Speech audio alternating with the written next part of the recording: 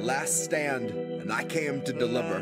Been called a Clinton operative, a Russian, and a grifter. By libs, a washing student debt, proud to be an intern, sucking up to pigs who get a tax cut in the midterms.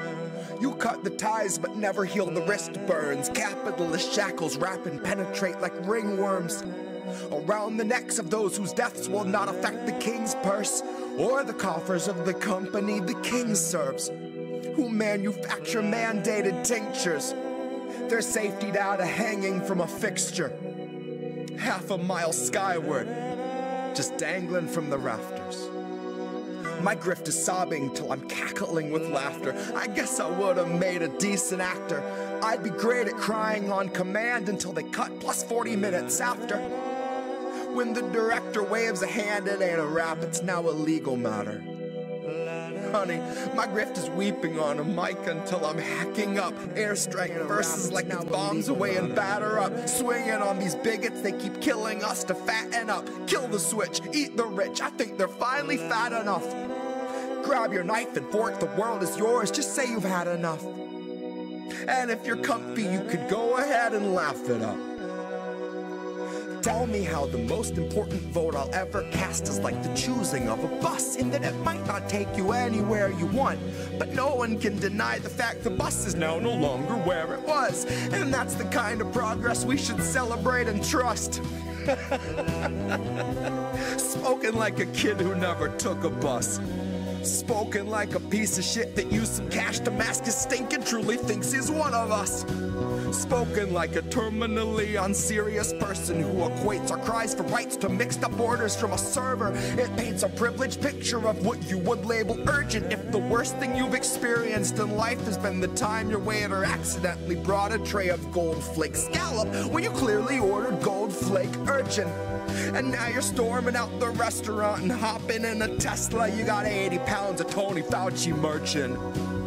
Rewind to chains won't make you wait in such a long line. Life's not just a way to waste your free time.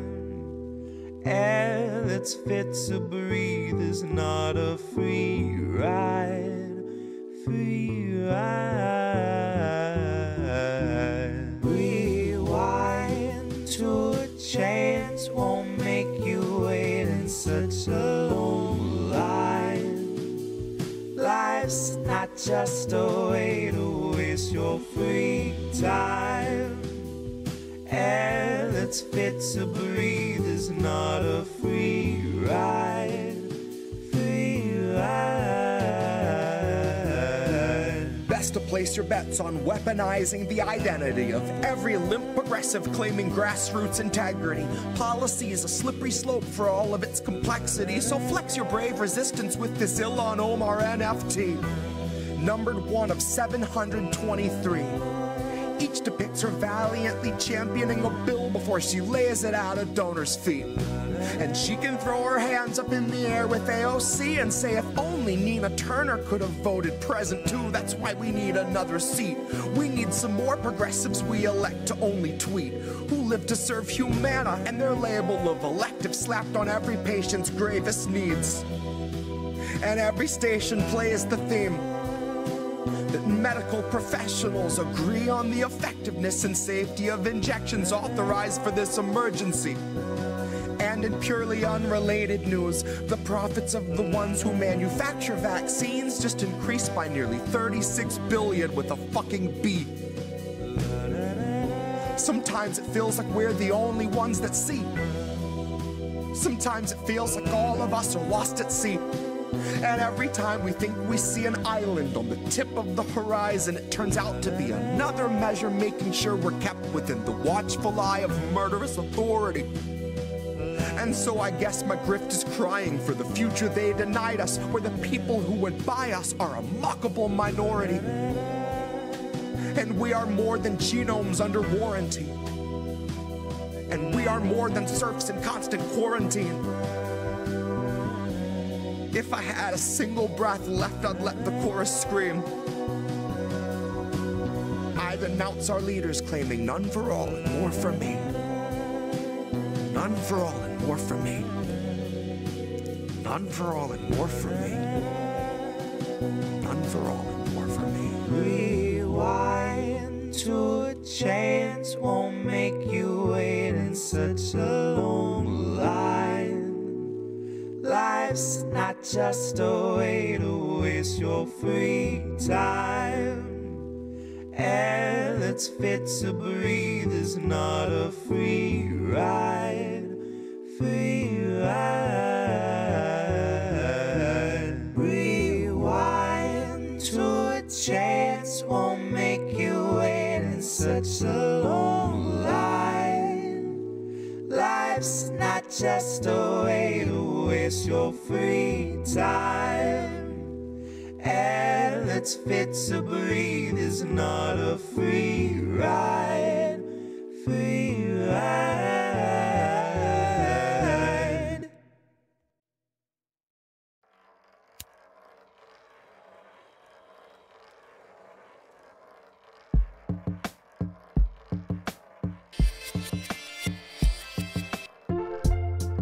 You were told to come alone. Joe said if you vote for him, he'll abdicate his throne as the father of the crime bill, soul of Jim Crow. Proud to live and vote as a Strom Thurmond clone. If he tried to kiss your daughter with a camera rolling, he'll try more than kissing her alone. Cozy up with Jill for a photo like a portrait of the Kissingers at home. You know I hate to kill the messenger, but if he's gotta go, we can FaceTime. Slit his throat while he stares into the phone. Like if you don't know, kitten, now you know. This is where austerity has gotten us. This is all that palpable excitement for a 20-year wait on forgiveness for your student loans. But a distraction's a distraction and it's time to see some action. So here's one last song for Joe, before I try to keep his name out of the lyrics in my phone. Try to shift the focus to our senators and everyone in Congress who is all too happy to be hidden while we're wasted to the bone. It is not food insecure, it's starvation, and it lurks in almost half the country's homes. So if you plan to lay down, hold your nose and vote for Joe, have the guts to admit that you chose to submit and that you decided lending your support to a pedophile must be a step towards hope. Then a vote for a man that spent his whole life implementing laws that dehumanized people of color is a vote against fascism. When you know damn well he's just a kinder, dumber face on the same white nationalism. So baby, throw away your scruples with the memories of your activism. Watch your weak resistance usher in a fucking cataclysm. Elect a bigot war pig and say you're gonna push him into pacifism. That's some bootlicker Stockholm hostage liberal masochism. Bootlicker Stockholm hostage liberal masochism. Baby, that's some fucking bootlicker Stockholm hostage liberal masochism. God, that's some fucking bootlicker Stockholm hostage liberal masochism. That's some fucking. Good morning, Sunday morning.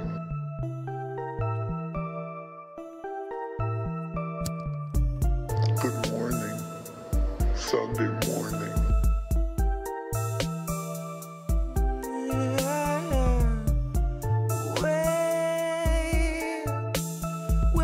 Sunday mornings out from normal and the world is not the same.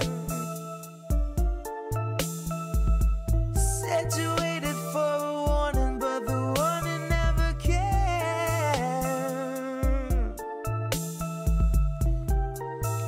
Don't shine a light in my face.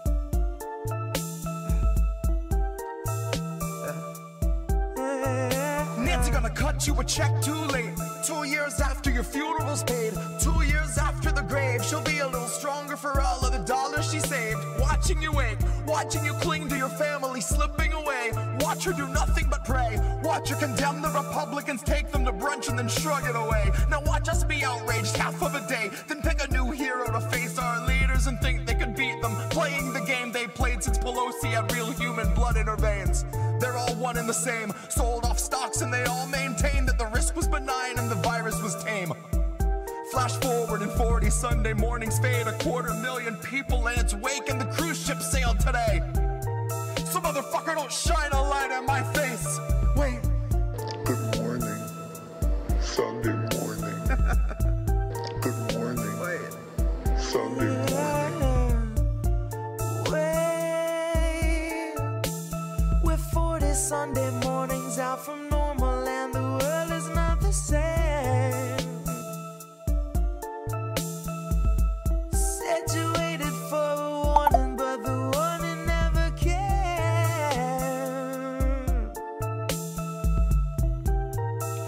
Don't shine a light in my face. Said you waited for a warning, but the warning never. No, Indy Left, what is happening here? To check out IndependentLeft.news. The Indie News Network. Indie Left News. Oh, hey, Indie Left. IndependentLeft.news. Great work. Indie Left News. IndependentLeft.news. Independent Left News. Shout out to Independent Left News. Shout out. Oh, what's up, Independent Left? Friends show. Thank you, IndependentLeft.news. The INN, Indie, you're wonderful. I think Indie was onto something. Independent News Network, Indie News. Yeah. What's up, Indie, over on Rockfin? Independent News Network, also known as INN. Indie Left News. I don't know if I would have made it through that 3 weeks without Indie, honestly. No, I was just going to ask Indie. A huge thank you and shout out to Indie Left. No, you know what we're doing? We're world building, Indie. Indie Left News. You were doing the INN recruiting. Indie News. Independent Left News. Shout out to Independent Left News. Check out Independent Left News. At Kennedy News. I see Indie's in the chat. Hi, Indy. Okay, great. Bye. Hi. Hi. Oh, we did it again. Oh, that's a different angle for you. Oh, okay. I like that one. What's up, everybody? Hi, everybody. How you doing? How you doing? And you? How you doing? What is up? Wow, we got a bunch of people here, including if he says he's going to be here. So, Dominic, what's going on? Saying hey to Dominic. We got Dr. Nick. We got so many people here. Oh, this is great. I love you guys. There are more than 30 people live here. Plus, we're live on rockfin.com/IND-Left-News, rumble.com/C/Independent-Left-News. All one word. I know it's a mouthful. Sorry, I got to cut that down. But then all the old links could disappear if I kill that. Yes. Oh, shit. It's Indian Reefer. Yes, that's correct. Bad Cookies. It is us. Oh, shit. Oh, shit. Yep. Here we go. So... Oh, we're going to go up close and personal. Let's turn off. Let's everybody saying hi to each other. Here we go again. Here we go again. All right. So we're going to have some stories this week. I did something really interesting, and I don't know how well it's going to work out. I'm making an audible call at the last minute. I was going to do these slides. So I used an AI program. I put the article into this AI thing and said, make me slides based on this. And they did okay. And I was going to do that. I'm like, you know what? They kind of they're a little weak, but we're gonna go through a couple of them and I'll show you what the difference is, and we can do that too. All right, what's up, dude? You had not much. You had INN News this week with Colin, with the Care Bear. Yep. We're live on INN on all the INN YouTube, Facebook, Twitter. Mostly it's in the Left News channels tonight. We're on Rockfin, Rumble, like I said. We're on Telegram too, t.me/IND Left News. We're there too. But this is How Do We Miss That? Hi, everybody. And welcome to How Do We Miss That? And of course, I got logged out of my little spiel here, but I know that How Do We Miss That is a show that airs every Sunday night at 10 p.m. Eastern. That's like now. Oh, wow. So yeah, we got a bunch of people. Rick Solis, welcome. Holy crap, there's so many people here. This is great. All right, I'm stumbling. Okay, how did we miss that? We got it. It's a show featuring articles written by independent journalists who expose corruption, cover workers' organizing, and environmental crises while challenging corporate establishment narratives and talking points. New episodes stream live Sunday nights, 10 p.m. Eastern, like now, on YouTube, Rumble, Twitch. We're on Twitch, right? I forgot about that one. Rockfin, Substack, Facebook, Telegram, podcasts, usually published within a couple days. I don't know if you're listening to the podcast, you can even watch it on Spotify, Apple, Amazon, Google, everywhere else. I'm co-host Indy, founder, editor, Indie Media Today on Substack and the Indie Media Awards. There you go. Thank you. No sound. There we go. And I got this guy sitting next to me. He's Reef. That's Reef Breland. He's INN's technical director. He is the creator and the co-host of INN News, which you should watch on Wednesday nights on Indie News Network, because we are both co-founders of Indie News Network, a collaborative family of independent content creators. You can find all our channels at indienews.network. And you can see down in the corner, indieleft.media. That's all of our channels. You can get there from there. Please make sure, share this link, like the stream, subscribe to our channel if you're not already on all the platforms where you watch, listen. We're literally everywhere. So, we had a hell of a week. We're all ready to launch a new show. So that's going to be happening soon. Helping Misty book for TNT Radio, and we had a time shift there. So getting everyone to switch over there, that's been fun. And Greg's been working his butt off. Shout out to Big Mad Crab.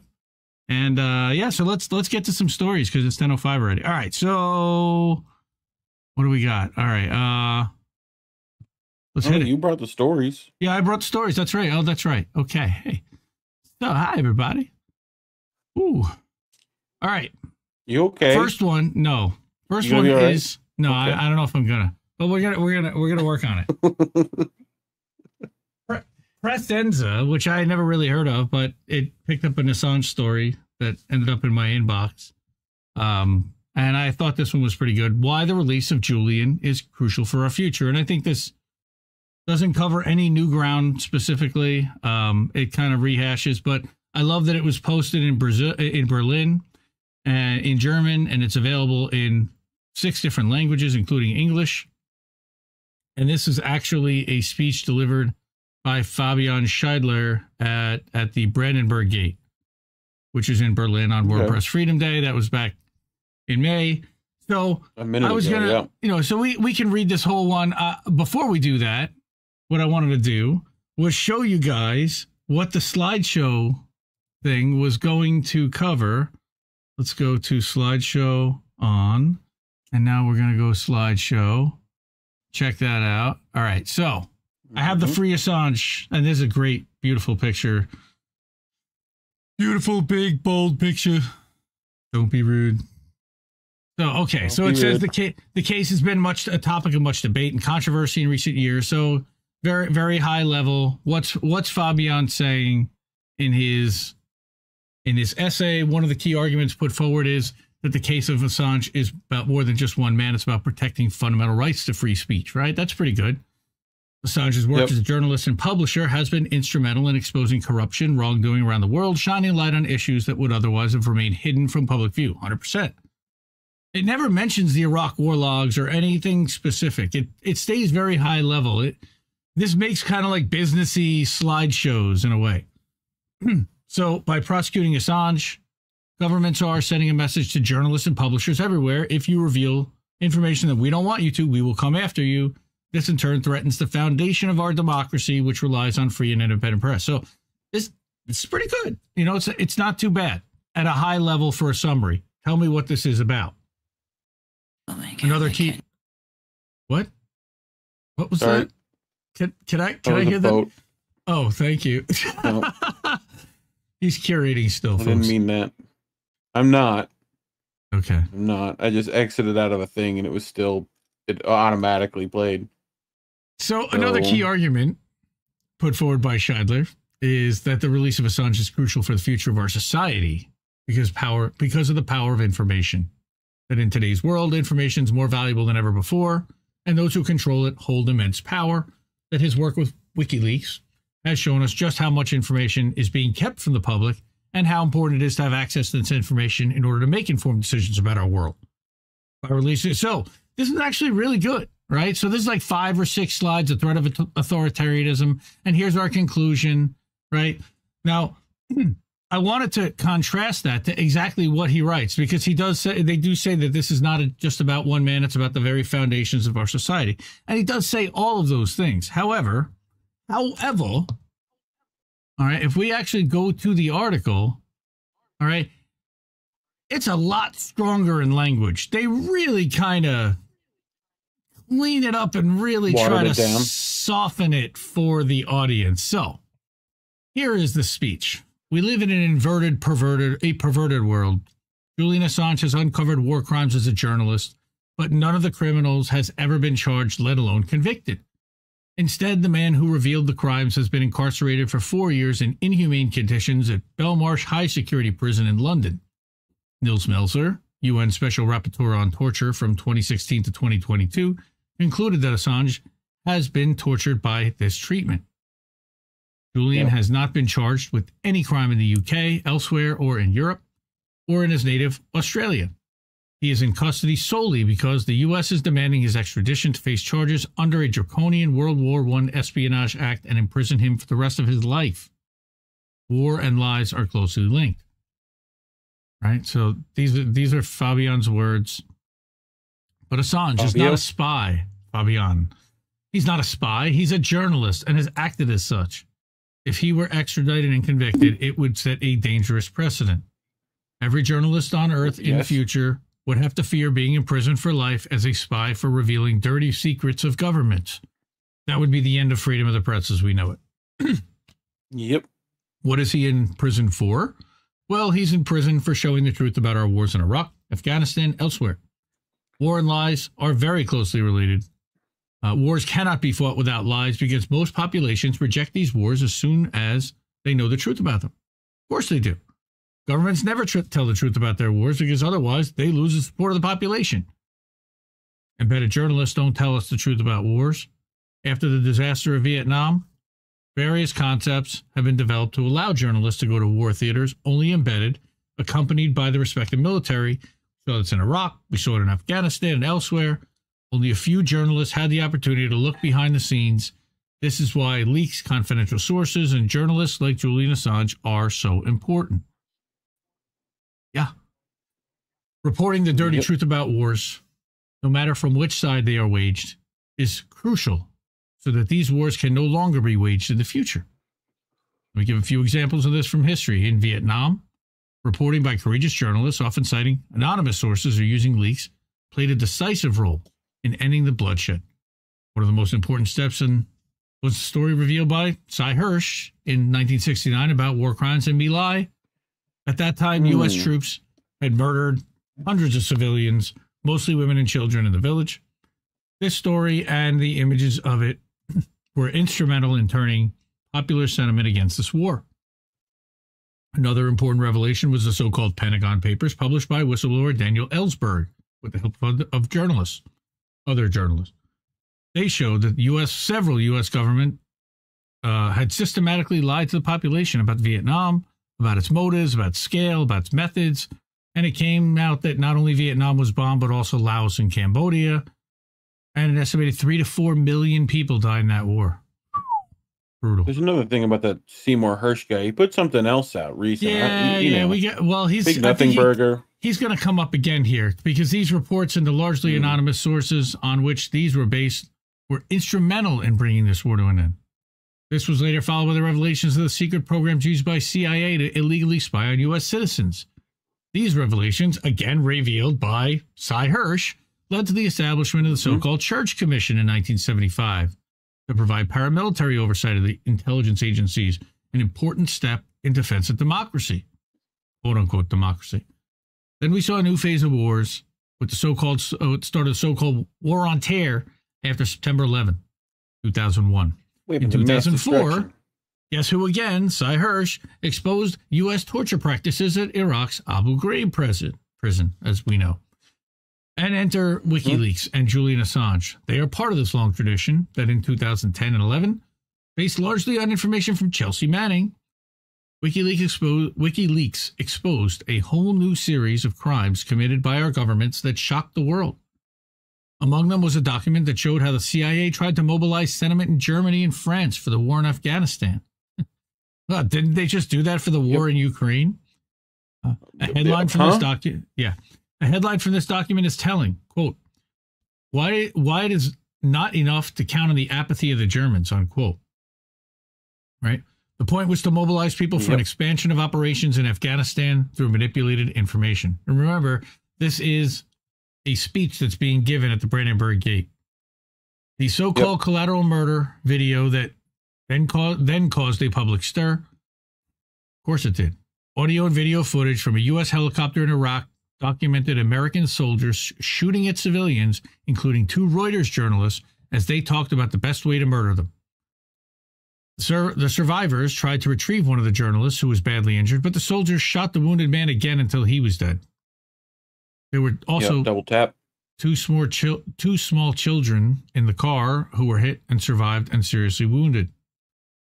This was just one small detail from that war, but the worldwide outrage over it shows what happens when the dirty truth about wars comes out. Support drops, the grand narratives about those wars shatter, that they're good wars, that they're just wars, that they're fought in the name of values. Again, are you hearing me, Ukraine? Right. Now later, WikiLeaks released the Afghan war logs and the Iraq war logs, hundreds of thousands of documents chronicling war crimes committed by both Western powers and the warlords with whom they work closely. Finally, the Guantanamo Papers showed the world public the brutality with which this torture prison was run. The horror of the so-called war on terror became public, not least through WikiLeaks. Now, so again, why is he in prison? Because he removed the mask from the hypocrisy of our so-called Western values and has shown how brutal the reality behind it is. That's why he's being persecuted. That's why he's been imprisoned. That's why he's been tortured, as Nils Melzer says, and as we agree. The courage of Julian Assange and sources like Chelsea Manning was crucial to other whistleblowers and other journalists subsequently daring to expose dark practices of our governments, like Edward Snowden, who exposed the spying practices of the NSA and other agencies, and Daniel Hale, I'll add, who exposed the drone targeting program, that it had 90% targeting to civilians. Julian Assange has come under massive attack following his revelations, not only from the governments involved, but also from some journalists. A host on the American TV channel Fox publicly called for him to be murdered. The U.S. government, with the help of UK and Sweden, eventually did everything it could to put him behind bars as quickly as possible under various pretexts. The release of Julian Assange is critical for the future of journalism, freedom of speech, democracy, and far beyond. Yep. To prevent future wars, free journalism is indispensable. Yeah. Today we find ourselves in an extremely dangerous situation. A new, cold, and also hot war between the blocs is looming. The war in Ukraine threatens to escalate. I think it already has. The USA and some allies are threatening war against China, which is crazy, suicidal in a way. This is a matter of survival for humankind because it could lead to a nuclear confrontation. The situation is critical for another reason. With climate change, species extinction, and other ecological catastrophes, we are at a dangerous tipping point in the Earth system. We must concentrate our social forces on setting in motion a socio-ecological transformation that will still prevent the climate catastrophe and enable us to live on this planet in dignity for generations to come. That would be nice. For this, we need resources. How dare you? For this, we need resources, money, and international cooperation for a peaceful transformation and not for war. We're currently experiencing a new arms race that brings us closer to nuclear confrontation and at the same time deprives us of the possibility to stop the ecological collapse. A brief review. The so-called wars on terror in Afghanistan, Iraq, and elsewhere have cost a combined total of at least $5 trillion. That's about the amount that would be needed, according to Noam Chomsky and economists. $5 trillion.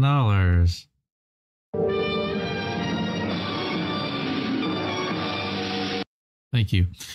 That's about how much Noam Chomsky and economist Robert Pollin for a global Green New Deal to launch an ecological transition in agriculture, energy supply, transportation, and at the same time create more social justice.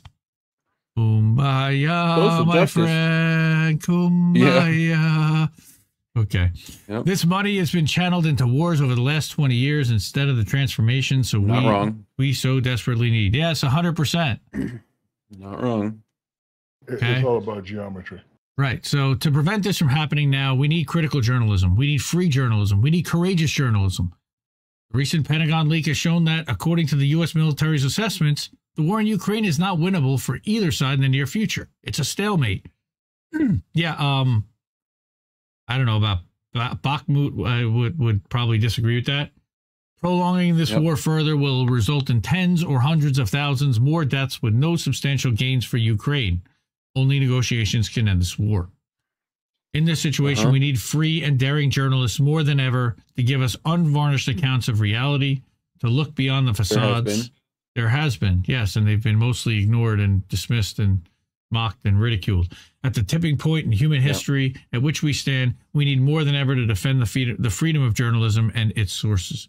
And again, this was published by Fabian Schindler in Berliner Zeitung under Creative Commons license, and we give him credit for that. And I believe this was his speech actually there in German on activism, Munich. So we'll put the link in the chat. This is who Fabian Schindler is. Speech on ya. Good speech, man. Good stuff. That's how I figured that went. So I picked that up. I thought that was a good one for us to do. Cool. Hi, everybody. What's up, Karen? How are you, Karen? Good to see you. Desert Mantis, Rick, Nick, Bad Cookies, Anthony Malecki. You know, it's really funny. We were playing, I was in the car today, and my kids, they asked me to play Jesse's rendition of The Sneetches. And right in the middle of the whole thing, he stops and goes, "Hi, Anthony." And they go, "Who's Anthony?" I'm like, "Oh, that's Anthony Malecki. That's our friend." It's so funny. Funny. Mastermind, KSW, a lot of the Hardlands families They're arguing here. in the chat whether it's pop or soda. Oh, well, it depends on where you live, but for me, it's soda. Sir, where I live, it's called fizzy drink. Lots of orange soda. Orange soda. Orange soda. Orange soda. Yep. I love orange soda. I'm a big fan of the Sun Kiss, but not Fanta for whatever reason. Explain that to me. What about Fanta Squirt? Do you like Squirt? I'm not going near that one, dude. I am not going near that one. Okay. The pop. We have another story. Do we? And yeah, so all right. I don't remember how this works. Okay, so yeah, first we're gonna do porky to be kosher. Dog bites man. Journalist sues cop. Okay, so that's the first thing, and we're gonna go to slideshow. What did the AI go? Cops are nice. They're nice. Well, what happened? Let's check it out. Okay, did we get our propaganda? Let's take a look. Okay, journalist sues cops. So here's what's going on. Here's what the AI slideshow projector said, that the recent incident involving the detention of Cop City journalists by APD has sparked controversy and outrage among media professionals and civil. Yeah, sure. So I don't know among whom other than the left, because nobody else wants to talk about it other than to suck off cops. According to reports, Timmy Kinnison, who works for Cop City News, was detained by police while covering a protest in downtown Atlanta on June 1st. He was allegedly held for several hours without explanation and subjected to intimidation tactics. This is pretty good, right? Yeah, they claim they're all domestic terrorists. Right. Well, Kinnison claims that he was wearing press credentials and identified himself as a journalist when he was approached by police officers. And despite this, he was handcuffed and taken into custody without being given a reason for his detention. And during his time in custody, Kinnison, I just wanted like Sam Kinison, right? Alleges that he was subjected to verbal harassment and intimidation by police officers, go figure, who reportedly made comments about his profession and threatened him with physical harm. Go figure. Again, this was out of Truth Out. So in response to the incident, Kinnison has filed a lawsuit against the APD, alleging violations of his constitutional rights and seeking damages for the harm he suffered. Oh, fuck you, cops! Oh! I applaud that. But what they're going to do is now I'm just only thinking of Sam doing this. Right?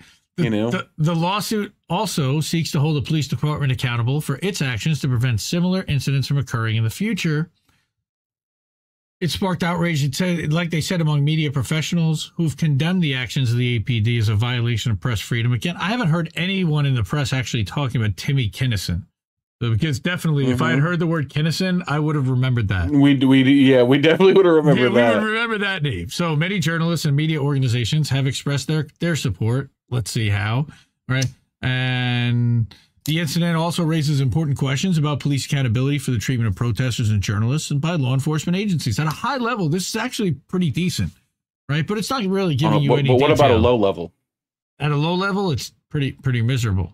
But here's your conclusion: is that the incident involving him, highlights the ongoing struggle for freedom and police accountability in the U.S., and it also underscores the importance of protecting the rights of journalists and protesters. So they get the gist, right? Sometimes. Well, that one got the gist, all right? And we're going to go back there, and now we're going to go over here, and I'm going to show you what Truthout really said about this. Because this is pretty fascinating to see how the AI works, right? So, detained Cop City journalist sues Atlanta police and alleges intimidation.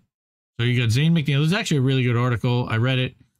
You got all the forest defenders, Stop Cop City, great. Shout out to all the forest defenders. We stand in solidarity with them and Stop Cop City. Yeah, we covered them a few times. Cop City several times.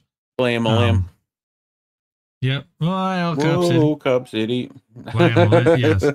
Oh, we still having the pop soda argument? All right. Well, I'm going to take a drink of coffee out of my new coffee mug. So, by coffee, he means hummingbird fuel. Woo! You know? All right.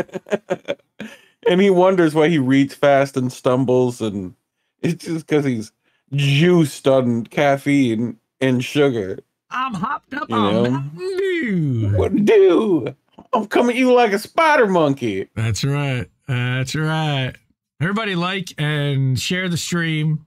I'm going to slow it down for 1 second and say that this is from our friends at Truthout. So subscribe to Truthout. They're pushing to raise about $35,000 over the next 4 days to keep themselves going and independent and not having to rely on corporate funding at all or advertisers, and we support the hell out of them. Truthout, by the way, is also an Indie Media Award honoree. You can hit the button for that, and then we can get going and read what Zach had to say, which was that an independent filmmaker and producer covering the Defend the Atlanta Forest protest. See, you didn't even get that detail from the slideshow. Like, what was he covering? Who was detained and interrogated by police for more than 90 minutes on June 15th last year. He's filed a federal lawsuit alleging civil rights violations that are part of a pattern of retaliation against free speech by the APD. So they didn't give you the journalist's name, Michael Wachalonis. Wait. Watch a who now? Wait a minute. What happened to Timmy Kinnison? I guess that's what I'm saying. What? We'll figure out who Kinnison is. Okay. Yeah. In a minute. Watch it be the name of the cop, and you just read all of that wrong. Right. Exactly. Yeah. Well, welcome to AI. So the journalist, Michael Wachalonis, alleges in a lawsuit that police interfered with his filming in violation of his First Amendment rights, and that APD illegally detained, intimidated, harassed, and threatened him. Yeah, clearly it was not. It was not. We're gonna have to fix this in post or do something. But actually, I want to showcase this and show them that the AI that is spitting out this stuff, you cannot rely on it, because look what just happened. All right. I'm going to ask you to delete all the footage that you have today, since it's been obtained illegally to begin with. And depending on how the rest of this interview goes, we'll determine whether or not you're going to be arrested. That's what the officer allegedly said. So he refused to delete it, and he was later released without being issued a citation. However, the officers forced him to be photographed before leaving and warned him that I'm sure our paths will cross again down the road. Oh, that's nice. Right? That wasn't a threat or anything. So he says, quote, the most disturbing part of my detention was being brazenly lied to and threatened by senior APD officers in front of more than a dozen junior officers with body cams recording. It was a dark classroom lesson in how to violate a journalist's rights. Yeah, I'm not surprised. Attorneys, activists, journalists have drawn attention to a pattern of civil rights violations by APD and the department's targeting of opponents of Atlanta's public safety training site, or Cop City, Cop City, as it's come to be called. Yep. Dozens of Defend the Atlanta Forest activists have been charged with domestic terrorism, a move criticized as absurd by legal scholars and by us. 3 activists who placed flyers on mailboxes have also been arrested and charged with felony intimidation of an officer of the state and misdemeanor stalking. And that's the other story. Well, as your legal counsel, we are legal scholars. So, I'll let you. I am not a lawyer. I am not dispensing legal advice. I am only doing this for entertainment purposes. Okay. Yep. We are going to cover the other story for Cop City is going to be this 3 felonies, 3 facing felony charge. But the protest-related crimes are no crime at all. It's protected by the First Amendment. Even when it's not, you're talking about relatively minor charges, usually. And that's what a defense attorney representing the activist told Candace Byrne. The state is now cracking down on the same behavior that used to get you a $300 fine and a night in jail at tops, and it's a huge overreach because they want to stop it. And that's how they discourage behavior like that, is they go overboard and they overpunish it. Journalists have also raised the alarm about the harassment and threats they've faced by APD when covering the mass arrests of Cop City protesters. What a surprise. So another one says, at one point I was personally threatened with arrest by an officer who, noting my out-of-town license plate, said, "Don't you know it's a felony to travel from another state for a protest?" Oh, hey, boy, don't you know? Don't you know it's a felony? Right?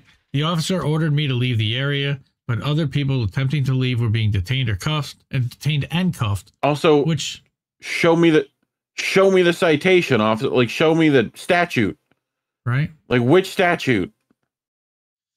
Right? He said that if I left in my vehicle, I would not be arrested. And that's Francis Madison, and wrote that in March.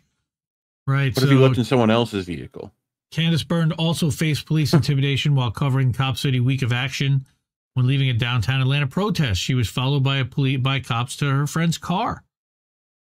Several APD vehicles followed our vehicles. We attempted to leave downtown. They stopped us. I documented what happened next on a Twitter thread and live stream. She wrote in March, my friend was ticketed for allegedly not maintaining her lane and for her physical license being expired, although the license was technically renewed.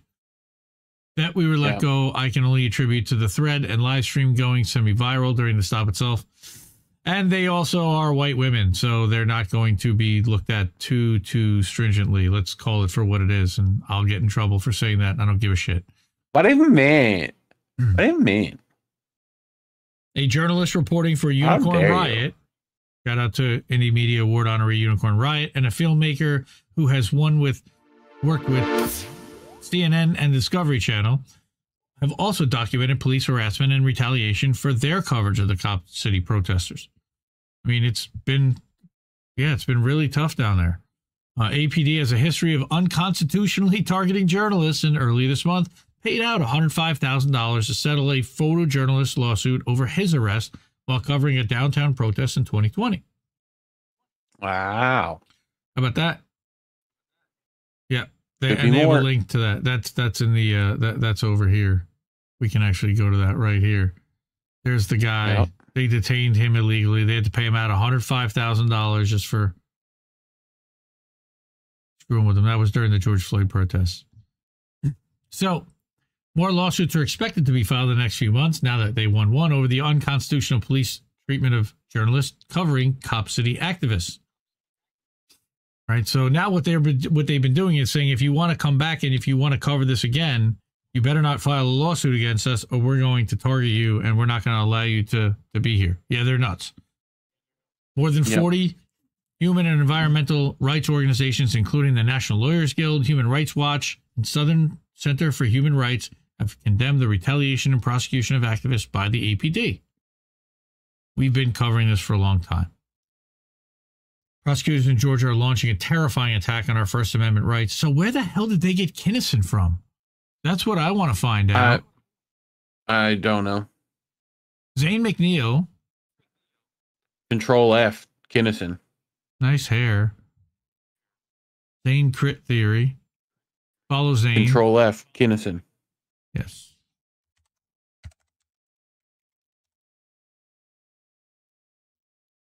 It's like KINN or whatever. It's a weird spelling they use. Yeah, I know. Anyway. Yeah, no, it wasn't finding anything. What is weird? Okay, that's beyond strange. Like that, there are a bunch of names in there, and they just made one up. Okay. Yep. Ah. Or it's in there, that, folks. How about that, probably folks? You didn't spell quite right. So now that it's going back to Reef and I, let's go back to the name. KINNISON. No, that's what I searched. KINNI. Timmy W. Kinnison. KINNISON. No matches. No matches. Okay. Okay. Thank you. Go home. What the hell is the name? Google that. Google it. Google the name. Google the full name. Oh no. Go to your PowerPoint. Tommy W. Kinnison. Timmy W. Kinnison. Timmy.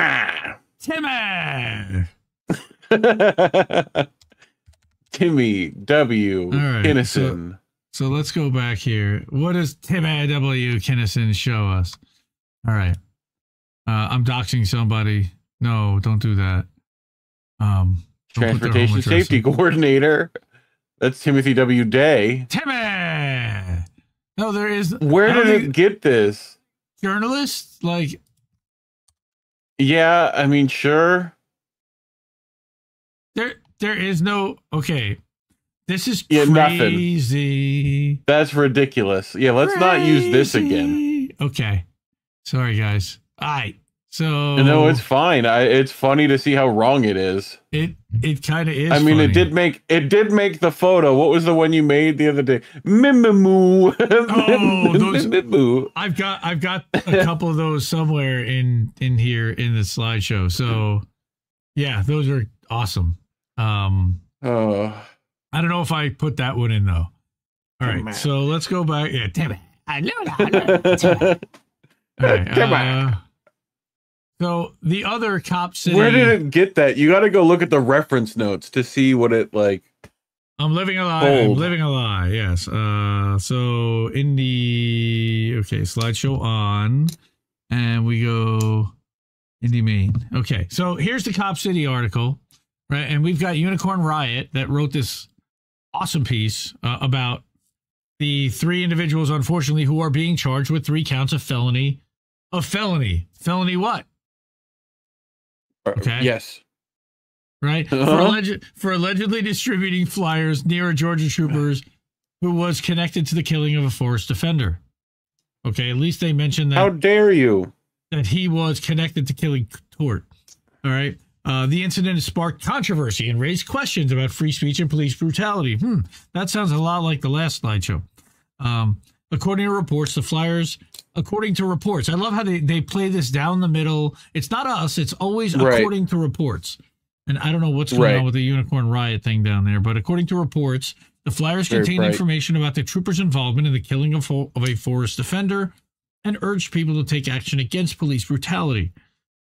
I think that's a good thing. The trooper in question has been accused of using excessive force and violating the rights of peaceful protesters. Well, that's not a good thing. All right, the 3 individuals who were facing charges for distributing the flyers have been identified as members of an activist group called Stop Cop City. Originally, that was something very different, and I changed it. Okay. Yes. They were arrested in August 2023. That's impossible because that hasn't happened yet. After allegedly distributing the flyers near the trooper's home. It was April 2023, actually. The charges against them include obstruction of justice, inciting a riot, and conspiracy to commit a crime. If convicted, they could face up to 5 years in prison for each count. At least it's a summary. It's words, right? Again, the cases sparked controversy and raised questions about free speech and police brutality. Same thing as last time. Many people believe that the charges against the activists are a violation of their First Amendment rights to free speech and don't be rude. You beat me to it. Others argue. Others argue that the flyers. Yeah, thanks. Others argue that the flyers were intended to incite violence and should not be protected under the First Amendment. Oh my God, words are violence. Words are violence. Words are now violent. Flyers are violence. Others argue, yes, it's usually the cops in this case, right? They're intended to incite violence. So some also question the trooper's actions and whether he used excessive force against the forest defender. I don't think anybody actually questions that. Unicorn Riot's great, KSW, by the way. Awesome. Indie Media Award on. They covered Line 3, Line 5, protests. They've covered people being killed with unarmed stuff. I started watching them with the Minnesota Marvin Haynes protests. Yeah. And George Floyd years ago, they covered George Floyd like every day. Yeah, that's and where George they got Floyd trial, and they were and like in the police building when it was on fire. Like they were right in it. Crazy coverage. All right, and they've also gone, by the way, to Palestine, and they've covered the Israel-Palestine mess from the Palestinian side, which very few have, and they do really good in-depth work. Nico Georgiadis and the whole team over there. Big shout out. Love what they do. For several years now, I've been watching what they do, and they're one of the best outlets out there, and they're totally independent. UnicornRiot.ninja is their website, and they're independent. They actually stream, and they can go completely independent of social media, and their articles are on their website. So, importance of free speech. You got police brutality and excessive force, which we know all about, and that they certainly do. And that it's up to the courts to determine whether the charges against the activists were a violation of their First Amendment rights. But there was actually a lot more that Unicorn Riot had, and that's why I want to showcase and contrast the difference. And now we're going to go to the Unicorn Riot story because they've got really good stuff. Okay. Unicorn Riot. All right. 3 fake felonies. Go on. This was by Ryan Fatica, who is a contributor. Again, no ads, paywalls, totally viewer supported, the way we love it. Real news from real people that go out there and, their work stands on its own and they're getting help, from users and listeners. Let's see who gets that reference in the chat. Like Fatica, like Attica. Yes. Bartow County, Georgia. More than 3.5 months after Georgia State Patrol agents killed forest defender Tortuguita Esteban Paez Duran during a raid in the Weelaunee Forest. Weelaunee Forest, right? Weelaunee. Right. Yep. Officials still refuse to name the officers responsible for their death or take any steps toward bringing them to justice. So, what they first want to provide is that an update swamp. From an update that on May 15th. Florida names are pretty good. That's Okie dokie. Georgia. Yep. Okefenokee. That's where the Swanee River starts. Way down. Yes, R.I.P. Tort. I live there. On May 15th. For years. 2 of the 3 arrested for allegedly flyering Trooper Jonathan Salcedo's neighborhood. Allegedly. Were granted a $20,000 bond in a bail hearing before Bartow County Superior Court Justice Suzanne Smith. That's according to court reporting by the Atlanta Community Press Collective. Their bond conditions are reported to include no contact with anyone involved with the Defend the Forest movement and no contact with the 6 state troopers implicated in Tehran's killing.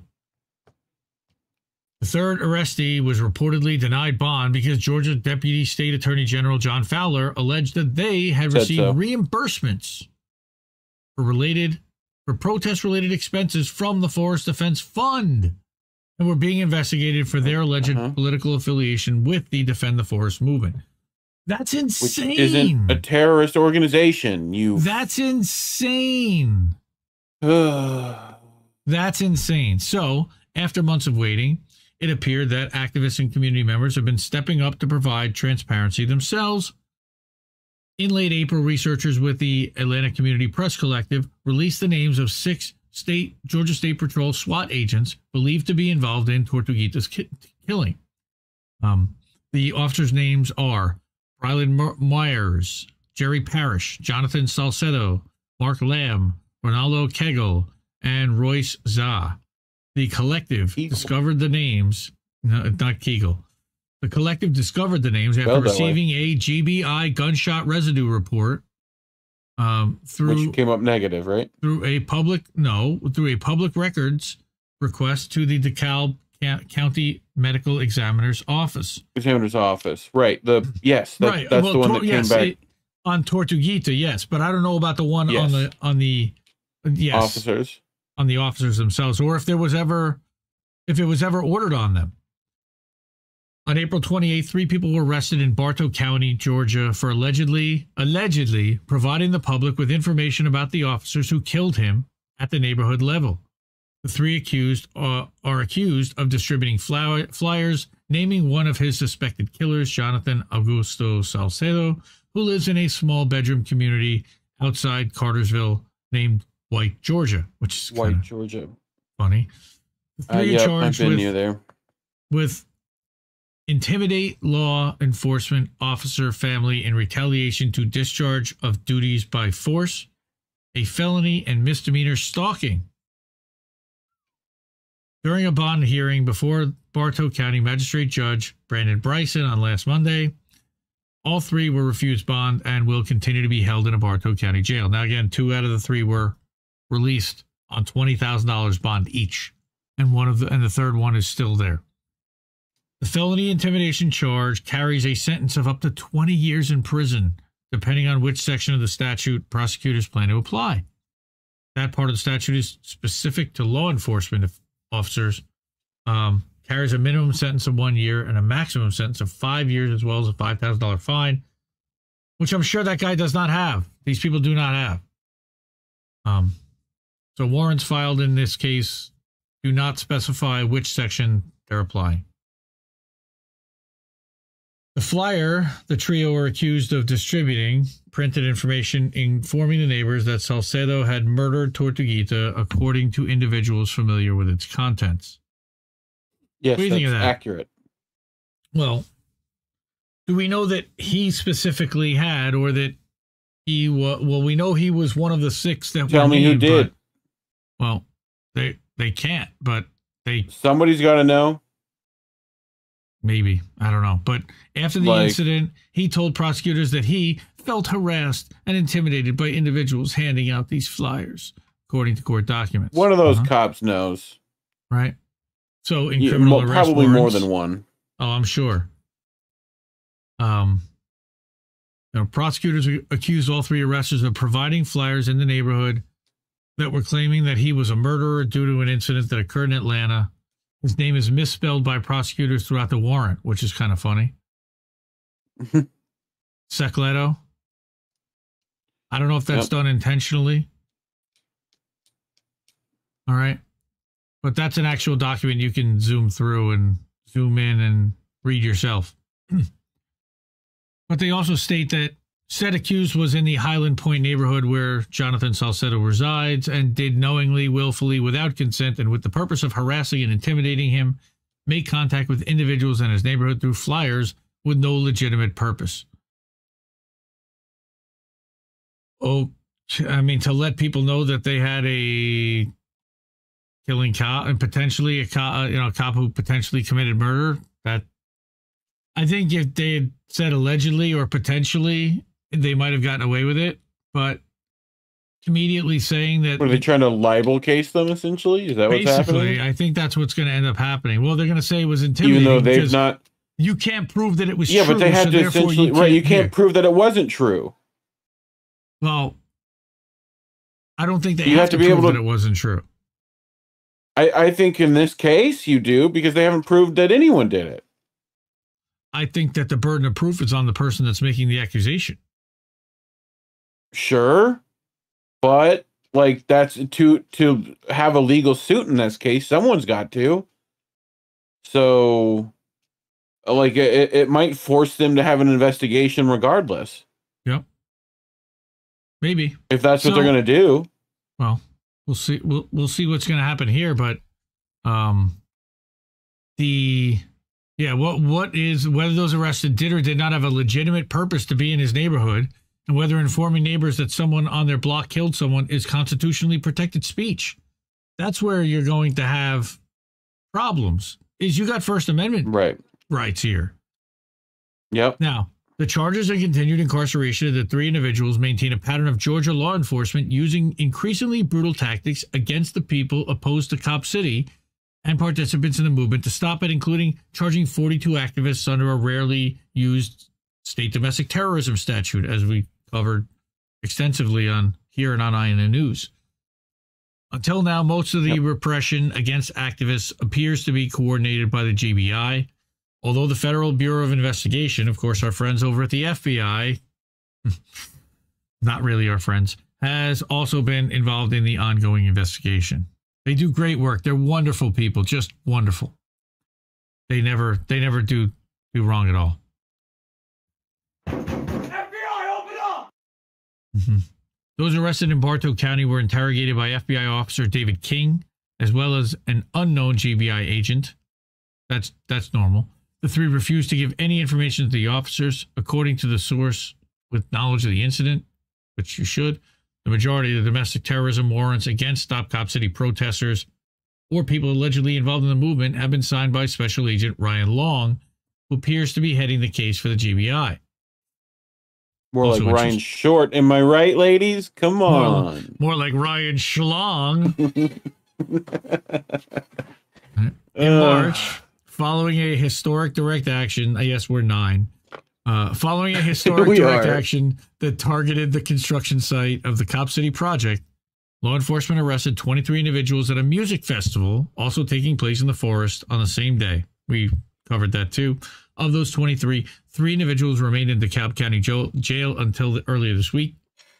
Following preliminary hearings for all 3 on May 3rd, 1 was released on bond.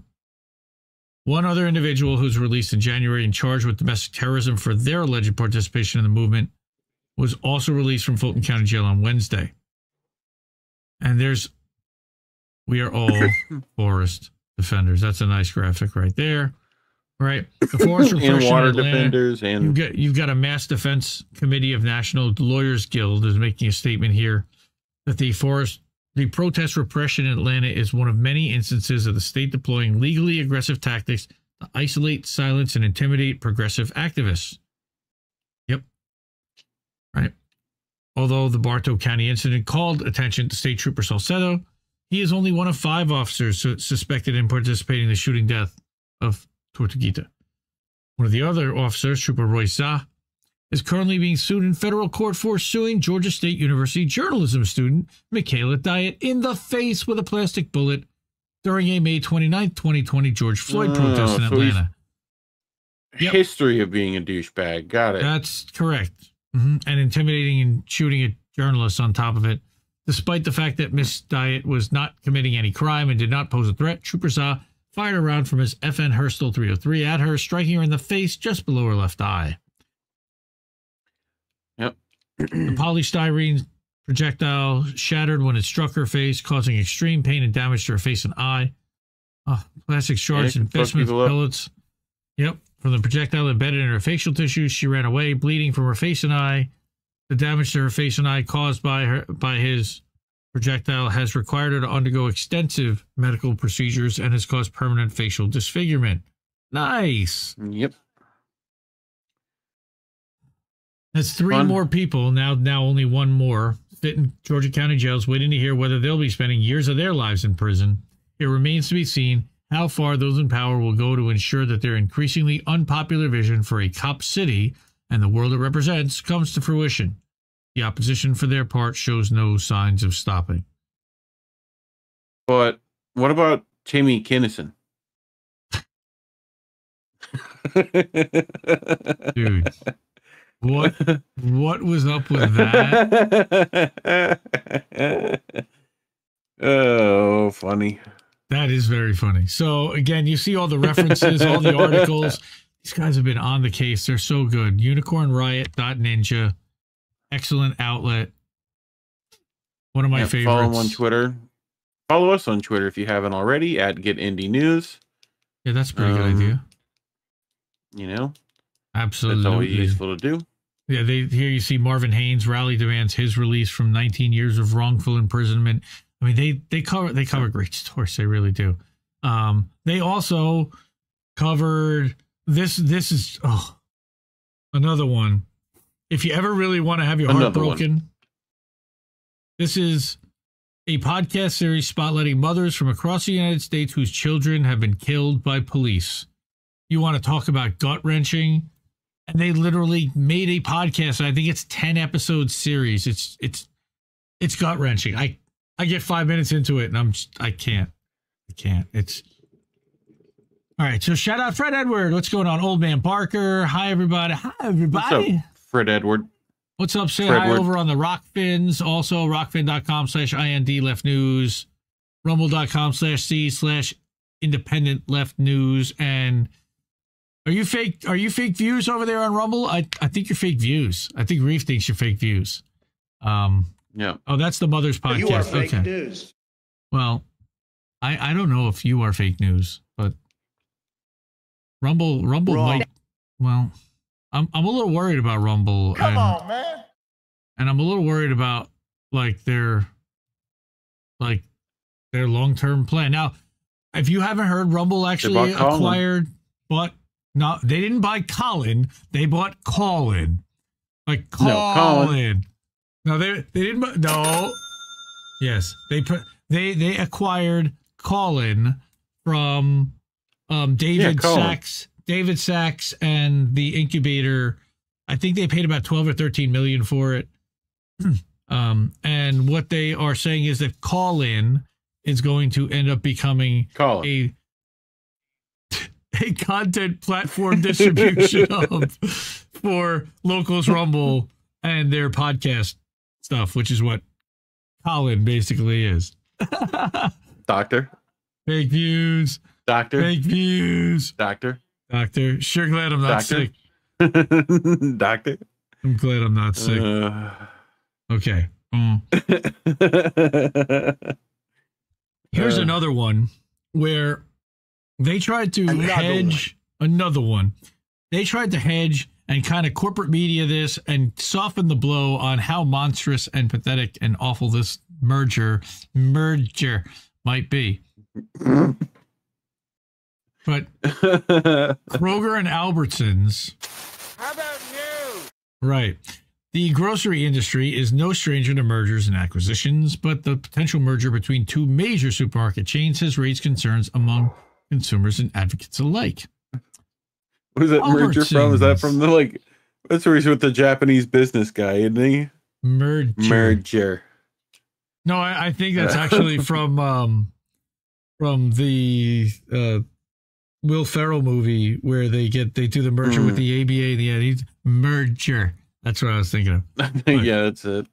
Albertsons is one of the largest grocery chains in the U.S. with over 2,200 stores across 33 states. That's kind of powerful. The company operates under several banners, including Safeway, Vons, and Jewel Osco. Sprouts Farmers Market, on the other hand, is a smaller chain with around 360 stores in 23 states. The company focuses on natural and organic products. And it's been growing rapidly in recent years. What a surprise. Yay, more corporate consolidation. Yeah, that's right.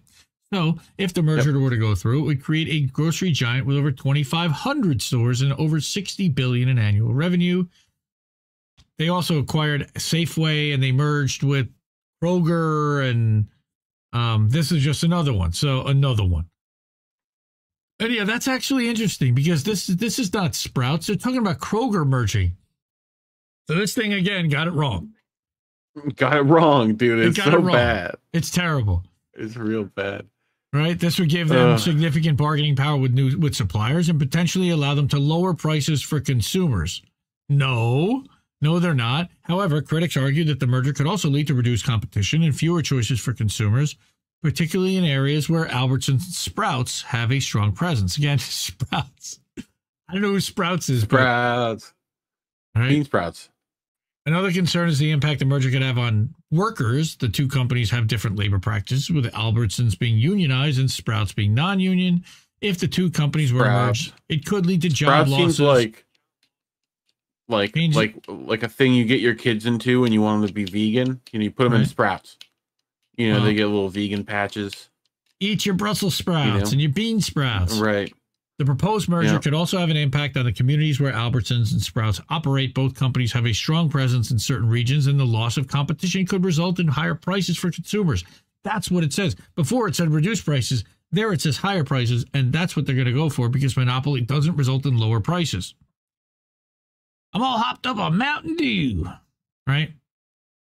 Advocates are also concerned about the impact of smaller independent grocery stores that may struggle to compete with a larger, more powerful chain. Hello, Walmart. There's your artwork. Merger. The merger. Merger. And there's some great artwork. I'll bring it up. The proposed merger between Albertsons and Sprouts, like you said, has raised a number of concerns. This is very corporate-y, very... Hey, and how about that? We actually have merch. So I just want you to know we have merch. We haven't shown any of the merch slides tonight, so we still have merch. IndependentLeft.shop, or you can go to INN merch. Take my money. INNmerch.com also works that way. So now that we've gone through the summary, I'm going to show you that it's a Bean Boy article. Slideshow off. Thank you. And now we're going to go back to our article here. All right. So, hey now, you're an all-star. Slideshow on. Now we're cooking. Go play. All right. So, our friends over at Popular Information, how a grocery store mega merger could cost workers millions. Come on. Thank you. This was our friends over at Popular Information, popular.info. Give them a sub, give them a follow, look them up. On Twitter, it's actually at Judd Legume. It's his full name. Kroger. Bean Boy. So I figured out what the purple check is, and it's tens of does he have one of these? Of paid subs. And no, he does not. Does he have one of those? He does not. Okay. I love him, but he does not because I think he got COVID a little. Oh yeah, I remember. And he definitely got J6. Oh yeah, I remember. And he's focused. And look, I really agree with his watchdog, and he goes after the money, but he's certainly one-sided. I don't ever see him really mention a Democrat that does anything wrong, unless they're really, really corporate. Yeah, well, I'm just calling it like I see it. I calls it like I sees it. He's also an original Substacker, and I give him a lot of credit, and I love him for that and appreciate all that he's put in to making Substack the platform that it is today, because I think that he was one of the innovators and pioneers that they were listening to because he had rapid growth. Again, tens of thousands of paid subscribers, which means that he's making somewhere between $50,000 and $100,000 a month minimum just on Substack. And that's really his primary source of income. He's hired two people, though. Mimimoo? Yeah, Mimimoo. So, pretty impressive. But, okay, so this is our not friend. Only Modney. me and you are going to know that because you never showed Mimimoo. Now you're going to make me show Mimimoo? No, it's okay. I'm going to put it over your face, okay. Mimimoo. Can I scroll through the article and read?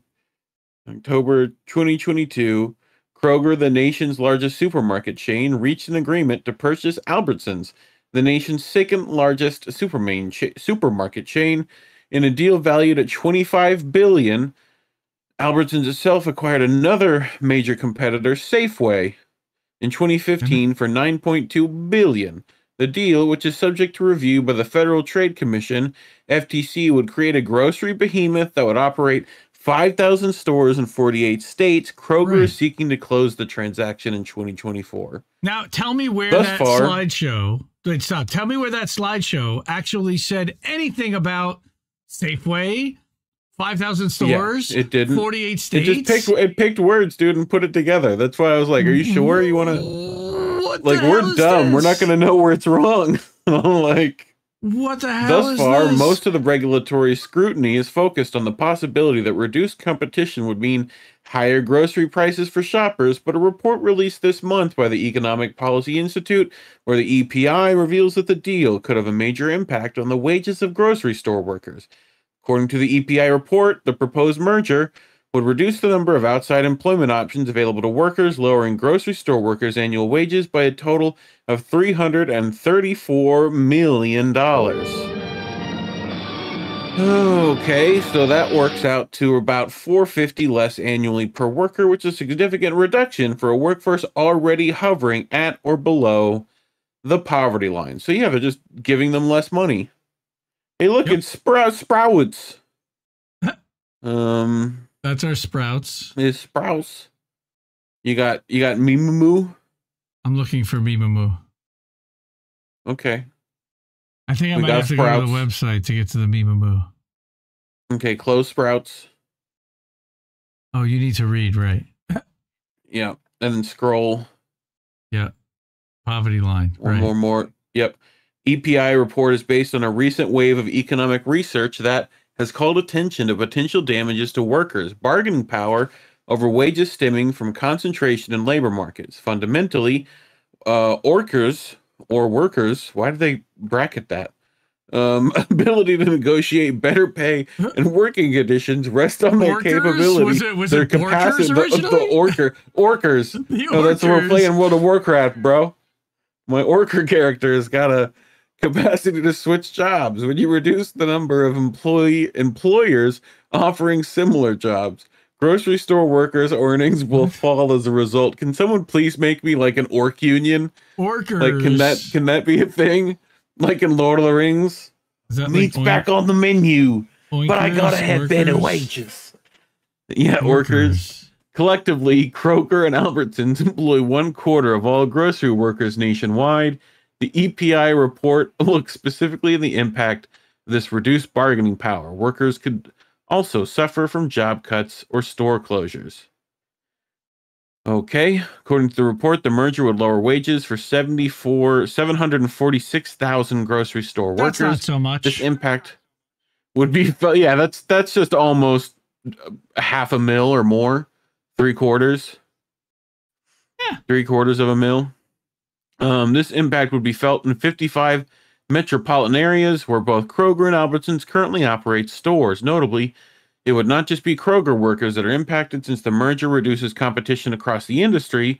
It would lower wages for all grocery workers in affected areas. Yeah, so this is straight up monopoly shit. It's like terrible. EPI's analysis finds that if the merger is approved, workers from coast to coast will lose millions in annual earnings. Yeah, where do you think that money's going to be going? EPI? Where do you think? Ugh. Scroll. Oh. Yeah, here's where it's going to go. Look at this graph. Look at this graph. It's not a graph, it's just lots of numbers. Kroger and Albertsons facing increasing concerns about reduced wages and other concerns have launched a campaign to highlight the benefits of the merger to the public. If the FTC moves to block the merger, Kroger and Albertsons have pledged to fight for the merger in court. Of course, they're like, we're going to do what we want.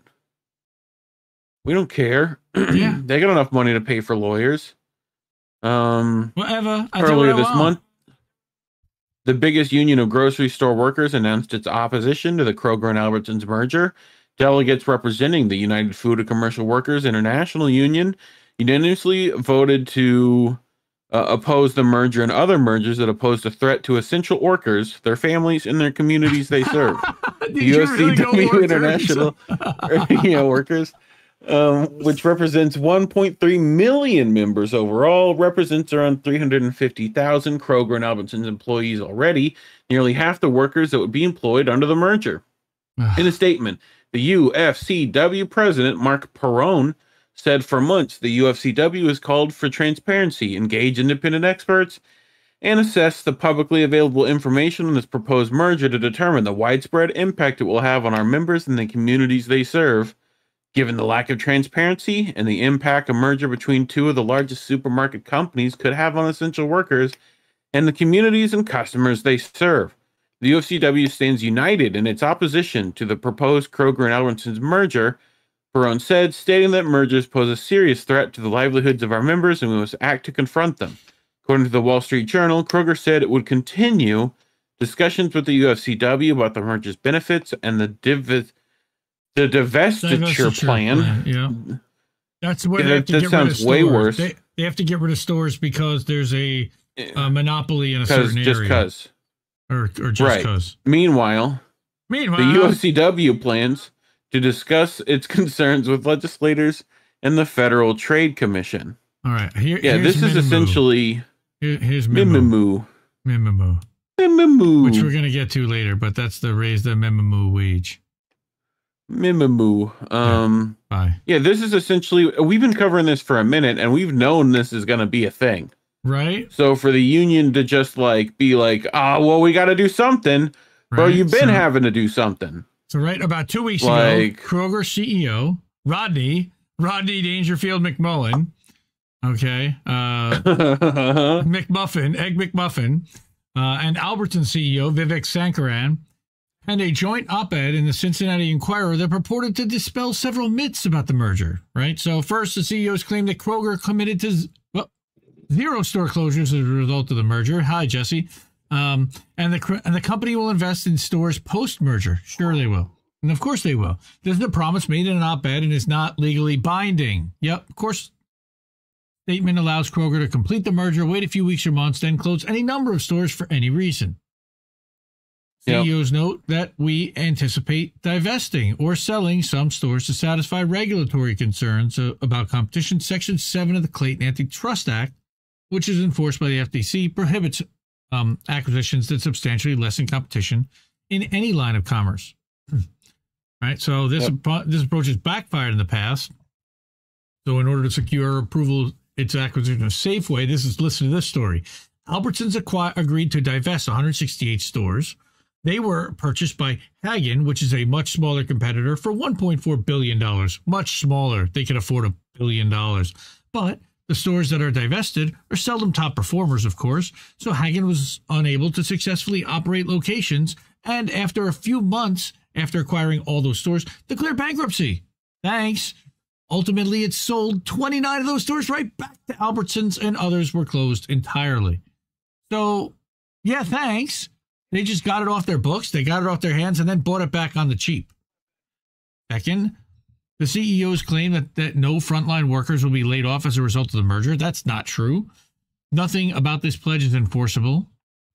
It notably allows for layoffs of workers that are not considered frontline, a term that is undefined. The vagueness and the sliminess of all of this. The CEOs also say they're committed to protecting and expanding opportunities for union jobs, but no guarantee that it won't sell unionized stores to anti-union companies as part of the planned divestment. Amazon, which is one of the few companies in the industries with the resources to buy hundreds of large grocery stores, is notoriously hostile to unions, and I think we've covered that pretty extensively. The way Amazon has tried to treat worker unions, both at its warehouses and as well as at Whole Foods and at all of the restaurants and everywhere else that it owns and controls that have tried to organize. The airline pilots, for example, I mean, the airline workers, I know were just recently doing something.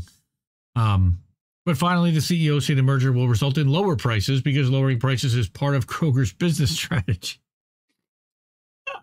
I can't even get through that Mastermind sentence. Hour in the chat. Rodney canned me after he closed one of our stores. Yep. Well, that's the other thing, is that's nothing is stopping them from actually just shuttering any store that they know is going to be Any pro-union, store they want, including all the union ones. But there's no real explanation for why it would lower prices in a less competitive environment. In June 2021, McMullen talked about his plan to exploit inflation to raise prices and increase profits. This one. Here's like literally Dr. Evil shit. A little bit of inflation is always good in our business. A little bit. Historically, grocery store mergers have resulted in higher prices. An influential 2008 study found that in 4 of 5 mergers they evaluated, grocery prices appear to have increased between 3 and 7%. Just look at the numbers. Already. Consolidation. Already at an all-time high. Yeah. I mean, yeah. I mean, and it's got 68 comments, 69, dude. 339 likes, 25 restacks. Restack is, by the way, over on Substack Notes. Check out Substack Notes. Big fan. It's very nice. It is very nice. And you can see a news feed of everyone that's out there. You can, just the people that you're subscribed to. I can see all of the people that are subscribed to my newsletter, and that is its own feed. And then because I am a premium subscriber to Popular Info, I can see all the people who subscribe to Popular Info. Oh yeah, for $50 a year, I absolutely support what Judd is doing and have for a long time. Shut up and take my money. Well, $50 a year is not that much, and yeah. Brad, what's up? The Snow Himbo is here and in the house, everyone. All right, so that's my Substack notes. All right, so hi everybody. 32 watching. We are holding steady and firm. We love that. Thank you. Good to see everyone tonight. All right, we got 2 more stories to go. And this is fun. So what we've been doing, for anyone that hasn't been here already, is that we are going through this slideshow app that I found online, an AI slideshow creator, that you load an article and it will generate a 5 or 6 slideshow that is very corporate-y and businessy, try to summarize it and provide you with some kind of an idea of what the hell this thing is about. And what we found is that there have been wild inconsistencies so far, and some that were somewhat decent, but propaganda, getting facts completely wrong. It attributed a news reporter to someone who doesn't even exist. Apparently. That's crazy. Timmy Kinnison, whoever you are, Timmy Kinnison, raise your hand and say hi. Was it Timmy W. Kinnison? Wasn't that Timmy W. Kinnison. Okay, so this is our friend, another Indie Media Award honoree, Kevin Gosztola, over at the Dissenter. This is a crazy story, and I really did not see anybody cover this. All right, next. Sorry, that's classified. So what happened? The Classification Reform Bill is a proposed legislation that seeks to give the president and security agencies more power to maintain secrets. The bill's been met with mixed reactions, with some arguing that it's necessary for national security, while others believe that it's a threat to democracy. I don't know about democracy, but definitely freedom. Yeah. The bill proposes to amend the current classification system, which classifies information as either top secret, secret, or confidential. It seeks to introduce a new category of protected information, which would be subject to even stricter controls and limited access. Yikes. So proponents of the bill argue that it's necessary for national security and to protect sensitive information from falling into the wrong hands. Not necessarily wrong. They point out that the current classification system is outdated, which it is, and does not adequately protect against modern threats such as cyber attacks. It does not. They also argue that the bill includes provisions for the increased oversight and accountability to ensure that the new powers are not abused. This includes regular reporting requirements and the establishment of an independent review board to oversee the classification process. More bureaucracy. Yay! Just what we needed, Yay. Right? So opponents of the bill argue that it's a threat to democracy and could be used to suppress free speech and dissent. Yes. They point out that the new protected category of information is vaguely defined and could be used to classify information that should be available to the public. Yes, wrong hands meaning Biden's garage. Or at the University of Delaware, let's release Tara Reade's records. They also argue that the increased powers given to the president and security agencies could be abused, particularly in the absence of adequate oversight. This could lead to a situation where the government is able to suppress information that's embarrassing or inconvenient rather than truly sensitive. Do I hear Julian Assange? Yes, well, it's of course being written by Gosztola. One of the major concerns with the Classification Reform Bill is its potential impact on whistleblowers. The bill includes provisions for increased penalties for leaking classified information, which could deter individuals from coming forward with the evidence of wrongdoing. What a surprise. This could have serious implications for accountability and transparency, as whistleblowers play an important role in exposing corruption and abuse of power. They at least have that much right. Critics argue that the bill could be used to silence those who seek to hold the government accountable. that's pretty much a good summary. That the classification also has international implications. So this was also a nice look that nobody really, I hadn't thought about when I first thought about this. I was really thinking about how it applied domestically, but particularly in terms of intel sharing between countries. That some critics involved with the bill, some critics argue that the bill could damage relationships with key allies by limiting the amount of info that can be shared. But others point out that the bill could be seen as hypocritical, given that the U.S. government's criticism of other countries for their lack of transparency and respect for human rights. Again, Julian Assange. Free Julian Assange. This could damage the country's reputation and undermine its ability to promote democracy and freedom around the world. Okay. Yeah, dude, this thing's awful. Yeah. Well, what do you think? It's clearly written by an American. Yeah, it's bad. So let's go back to me and Reef, and let's go to the actual Gastola article, and you're gonna be like, "Oh, that was yikes! That one was pretty bad." So let's go back. I've yet to see a good one. Like, okay, so it would give them even more power to maintain secrets, support the dissenter if you can. It's like $10 a month or less. But then for decades, right? Congress has allowed the White House and the wider executive branch to assert control over classified information. I think a lot of this is also in response to what happened with Trump, not just with Jack Teixeira and the Discord leaks and a bunch of these leaks that have come out, but members of Congress have been complicit when it comes to a system that classifies more than 50 million documents a year, which is a benefit for institutions in a national security state that are dependent on secrecy. Right? But a group of U.S. senators unveiled legislation on May 10th of this year that they claim will significantly deal with government secrecy and reform the classification process. But a closer read of the proposed legislation, and here is a link to the PDF in the article, suggests that if changes were adopted, power would further be entrenched in the hands of the U.S. president and security agencies. Changes would only address the problem cosmetically, which is exactly what Democrats like to do. Like in the South, that would be called putting lipstick on a pig. I don't know why they call it that, but they do. Well, and I think that says more about the South than the South would like to admit.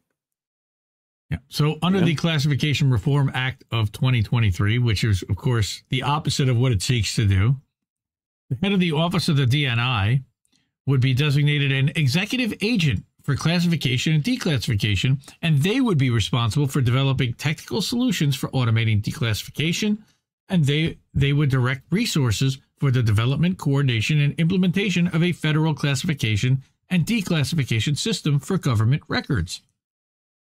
That doesn't sound too frightening that one person would be in charge of that. The head of the Office of the DNI. Crab. Welcome, Crab. I see somebody's dropping crabs in there, Fred. I don't see him. I was looking. But I don't know. I saw a little crab rave going on. The bill would establish an executive committee on classification programs and declassification programs that included head of the ODNI, Undersecretary of Defense for Intel, Secretary of Energy, Secretary of State, Director of National Declassification Center. Would be pretty important to include. The Director of Information Security Oversight Board, the Director of OMB, and any other individuals that the head of ODNI believes should serve on the committee. That makes it kind of broad. Hey, we use different words than that now. We don't call it broads anymore. Right. All right. Additionally, it states the president shall establish procedures for declassifying information that was previously classified. Oh, Trump would have had a field day with this. Categories for the classification and declassification of information would be determined by the president. Why are they doing this a year before they're about to lose the White House? There would even be a process for reclassification of information where the president and security agencies could claw back information that was already released to the public if they determined that reclassification was required to prevent significant and demonstrable damage to the national security. So that's if we put out that's like Nord Stream. That's Nord Stream. Or Kennedy, or I mean, any of the stuff that might have been declassified recently. Oh, we got a patron. Corn Pop was a bad dude. Oh, we love Poppy around here, and he ran a bunch of bad boys. Nice, that's great. If somebody signed up, thank you. Patreon.com/Indie News Network. Was a bad dude. Thank you. So again, leaving it up to ran a bunch of bad boys. Yeah, we know, Joe. Any legislation that further cements the power the president and the DNI have over classified information will make it harder to deal with rampant secrecy. Yeah. Presently, DNI Avril Haines, oh God, has won support from senators by acknowledging that overclassification of information poses a threat to national security as well as democracy, but ODNI may not always be led by someone open to taking responsibility for secrecy. It's also unclear what Haines has done to meaningfully break with the status quo. The answer is, that's why she's there. Oh no, I Avrilled my Haines. God. The EFF sued the U.S. government to force the release of classified rulings from the Foreign Intelligence Service Court, or Surveillance Court. That would show how the court interprets key provisions of the laws that authorize mass surveillance. Shout out to the EFF. We covered one of their articles a couple of weeks ago. Congress mandated the disclosure of the decisions when the USA Freedom Act was passed in 2015, but the government refused to release the opinions. It was not until August 2022 that ODNI under Haines released the documents. That was that wonderful Trump administration. And then again, you've got 2 years into the Biden administration, too. It's on both sides. Biden is blue Trump. He is blue Trump, folks, in so many ways. Even then, the decisions were heavily redacted. What a surprise. EFF noted, redactions make understanding the importance of some of the newly released opinions difficult. That's kind. Yep. The automatic declassification of opinions from the Foreign Intelligence Surveillance Court, or FISA Court, might be expected under the proposed legislation, yet one can imagine Haines and others in U.S. national security agencies frustrating efforts to declassify opinions that might open agencies up to scrutiny when it comes to mass surveillance. Of course. Well, pause.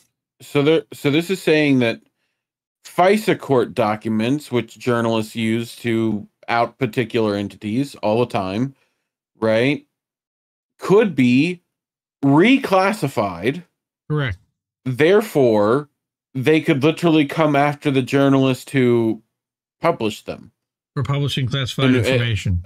Right, at least to unpublish it. And it's like you can't unpublish it. Like you can't. You know what I mean? Well, like it's out. It exists. Right. You know. Well, their answer is well, you have to get every copy and burn it. Okay. What you're gonna make?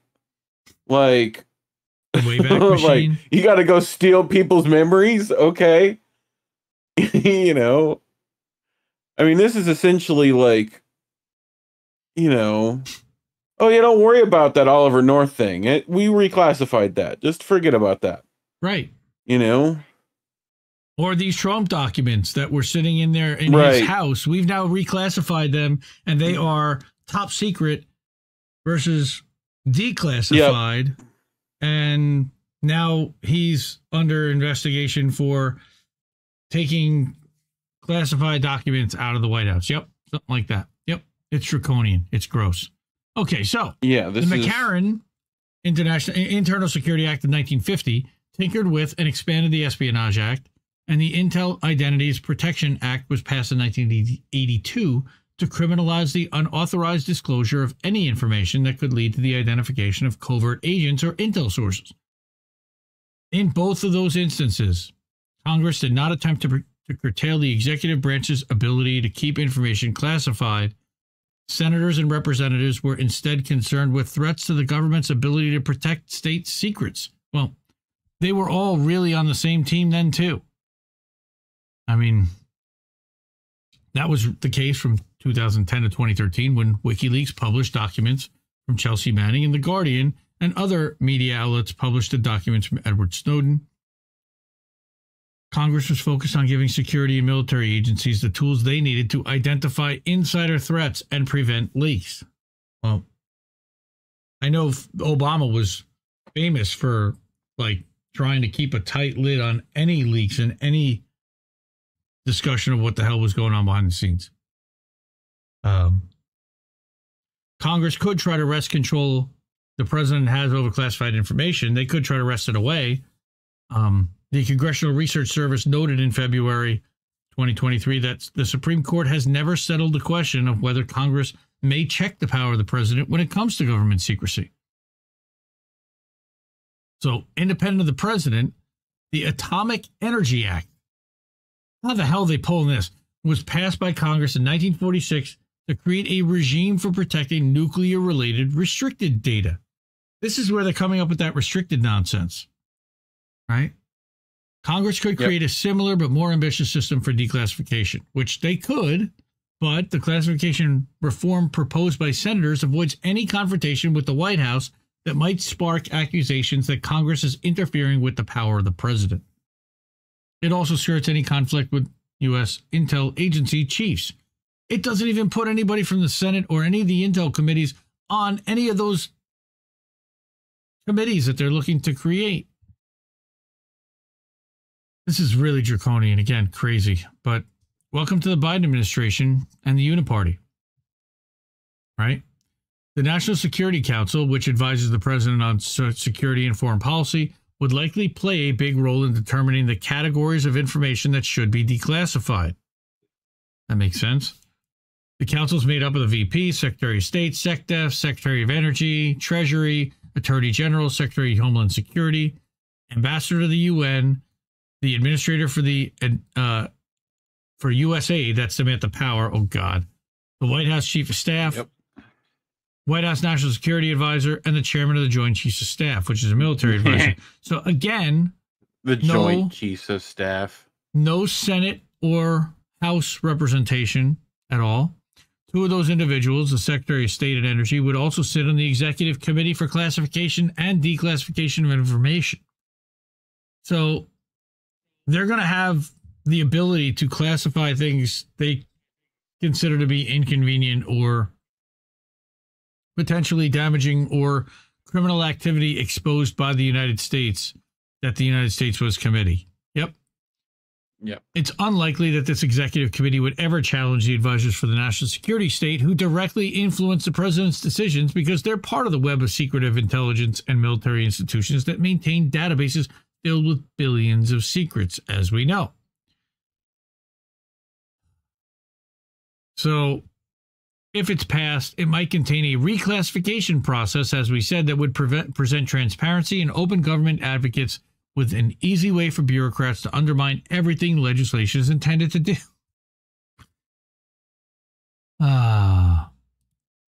Matthew Aid uncovered a secret reclassification program in 2006 that he detailed in a report for National Security Archive at GWU. You can read all about that. This happened because Bill Clinton signed an executive order related to classified national security information that required U.S. agencies to declassify all of their historical records that were 25 years old or older by the end of 1999, except for those documents that fell within certain specified exempt categories of records, like the Kennedy assassinations, or such as documents relating to intel sources and methods, cryptology, or war plans still in effect. Cryptology. Right. Which is the study of code. Right. Well, we don't want to let our foreign nations know how we do it. Yeah, know how we encrypt. Even though they all have been able to get into all of it, and especially the Israelis. AI stuff is the next thing with that. The CIA, our friends, not so friends over at the CIA, and various other U.S. intel agencies resisted procedures requiring the mandatory release of information. What a surprise! Together, the most influential parts of the national security state united to convince National Archives that thousands of records should never have been disclosed to the public. What a shock! Such an episode could easily happen again if Congress includes a provision establishing the reclassification of records. We just talked about that. Like the Clinton executive order, the bill would instruct agencies to automatically declassify information 25 years after the date it was marked classified. But on top of that, there are sections that allow the president to postpone the release of records. And he'd be able to postpone the declassification after something has been declassified for 25 years for up to 10 additional years. Yep. That postponement could be applied to a record that's over 50 years old, like many of the files related to the assassination of President John F. Kennedy that are still classified. And we're still trying to get access to those. Yeah. Oh, yeah, I don't know if it was us who did it. It was a CIA. I don't know. Senator Ron Wyden, who is one of the senators who unveiled the legislation, is correct that far too many records are classified. Something has to be done to deal with the problem. However, the solution cannot possibly be empowering the president and the very agencies that have thrived off government secrecy so they have more control over when they relinquish control over information. Congress has to carve out a bigger role for itself, or, as Joe Biden loves to say, nothing will fundamentally change. That's exactly as the Democrats intended, folks. Come on, man. It's working as planned. So, fun. You know the thing. No, I don't know the thing, and you don't either. It's the only way. Oh, you God. can find room to pay for it. A Democrat.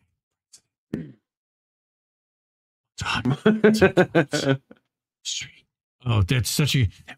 What's the what? I don't even remember which Jesse song that is. That has the secret. Yeah, that's secret. I came to represent. Dude, that's great, dude. Shout out Jesse Jet. We love you, Jesse Jet. Anyway, so we got one more story. Okay, we're at 11:30. Oh, one more. Okay, short one. And we're gonna raise the wage, but we're gonna first go to our slides and check out what did the Mimimu wage. That's right. This one, and I want to show the beautiful thumbnail that our lovely director, Mr. Big Mad Crab, had for this one. Mimimu, raise the wage. I don't really like that he's wearing a mask at this point, but okay, that's fair. Louisiana is one of the poorest states in the U.S. with a high poverty rate and low wages. State's minimum wage is set at $7.25 an hour. The federal minimum wage, which has not been raised, which we know, since 2009. Yep. Right. Despite its efforts by Democrats to raise the minimum wage, Republicans in Louisiana have opposed such measures, arguing that it would hurt businesses and lead to job losses. However, as the state's economy struggles and voters become more supportive of higher wages, the minimum wage issue is becoming a liability for Republicans. Good. It's all about geometry. Low wages have had a negative impact on the state's economy. Like it's saying, it just keeps repeating how bad things are, and that Louisiana is a deeply conservative state. Go figure, with Republicans holding a supermajority in the state legislature and all statewide elected offices. However, recent polls have shown that a majority of Louisiana voters support raising the minimum wage. That's great. A majority of them also support Medicare for all, but that's not happening. This puts Republicans in a difficult position. Not really, until people stop voting for them, as they must balance their opposition to government intervention in the economy with the need to appeal to voters who are struggling to make ends meet. Not really. They just give them the finger and do it anyway. So it's becoming increasingly clear that the minimum wage issue is not going away anytime soon. That's nice. All right, so the slideshow is kind of weak, as I mentioned. Truth Out, Mike Ludwig did this article. Let's go back to Truth Out, and we have 4 days left in our fundraiser here. But Republicans are stubbornly defending $7.25 an hour in a state where more than 1 in 4 children live in poverty. They didn't put that in the slideshow. That was kind of important. Again, they Truth Out. They are an Indie Media Award honoree, even though they are a little weak on COVID and similarly. But you do awesome work on unions specifically. Sharon Zhang. Sharon Zhang, yes, coffee. Need coffee. Need a shot. May 11th saw a surprise in the Louisiana legislature, where lawmakers advanced a bill that would raise the wage floor for the first time since Congress set the federal minimum wage at $7.25. Advocates and Democrats in the minority propose a wage hike during every legislative session, but a bill hasn't made it to the floor in years. But two Republicans on the state labor committee abstained from the vote, allowing Democrats a 3-2 majority to approve the bill along party lines. Of course, it's going to fail in the House, but the bill would raise the minimum wage to $10 an hour in 2024 and $14 by 2028. Still inadequate. In Louisiana, $18 an hour is considered a living wage for an adult living with another working adult and one child, according to the data crunchers at the MIT. More than 1 in 4 children live in poverty in Louisiana, where black organizers and economic justice groups have campaigned to raise the minimum wage for years. Like other red states, a law originally crafted by Republicans and business interests blocks individual cities from raising the minimum wage within their borders, even as inflation and an affordable housing crisis put the cost of living out of reach for many families. It's called gentrification, folks. Then they buy up all that property cheap, renovate it, and rent it out to and sell it to higher income people. Democratic voter power is concentrated in majority black cities such as New Orleans and Baton Rouge, but state preemption prevents local leaders from raising the minimum wage and setting other labor conditions. That power instead rests with the GOP-dominated legislature, which is the only entity that can put the question to voters. Louisiana is one of 24 states that does not allow citizens to collect signatures to put a referendum on the ballot. So we've talked about ballot measures pretty often here. I know our friend Roger Meadows talks about ballot measures all the time. Unfortunately, Louisiana doesn't allow you to have ballot measures, at least that are done through signatures and through petition. However, which is interesting, Louisiana's right-wing legislature routinely blocks the annual efforts by Democrats to raise the minimum wage in a state that's infamous for deep inequality, forced labor in prisons, and the mass incarceration of black people. Racial justice advocates say keeping the wage floor stuck at the federal basement is part and parcel to an economic and political system that's maintained a pool of cheap or free black labor since the abolition of slavery. Yep. Now, come on, Angola's literally a plantation. Come on. Right? Despite clearing the committee, Louisiana's minimum wage bill still faces a steep climb to the desk of Governor John Bel Edwards, a conservative Democrat who supported a wage increase for years, but Republicans hold a supermajority in the state's legislature's lower chamber, where a committee rejected companion legislation earlier this month. What a surprise. But that didn't stop lawmakers from giving themselves a raise. Douchebags. Only one day earlier, the same committee approved a bill that would raise their own salaries to 75% of the state's median income, or about $40,000 a year. But they won't raise the minimum wage beyond $7.25 an hour. Under a GOP supermajority, all Democrats could do was point out the irony. Quote, if we feel the people who are making these laws should get $40,000, then why can't we give poor folks $10 an hour? That's what Kenny Cox argued at the time. Yeah. In Congress, gaslighting bullshit Bernie Sanders is championing a bill to raise the federal minimum wage to $17, exactly when he knows it will never happen, which would have a big impact on Louisiana and the 19 other mostly red states where the federal minimum wage remains the law of the land.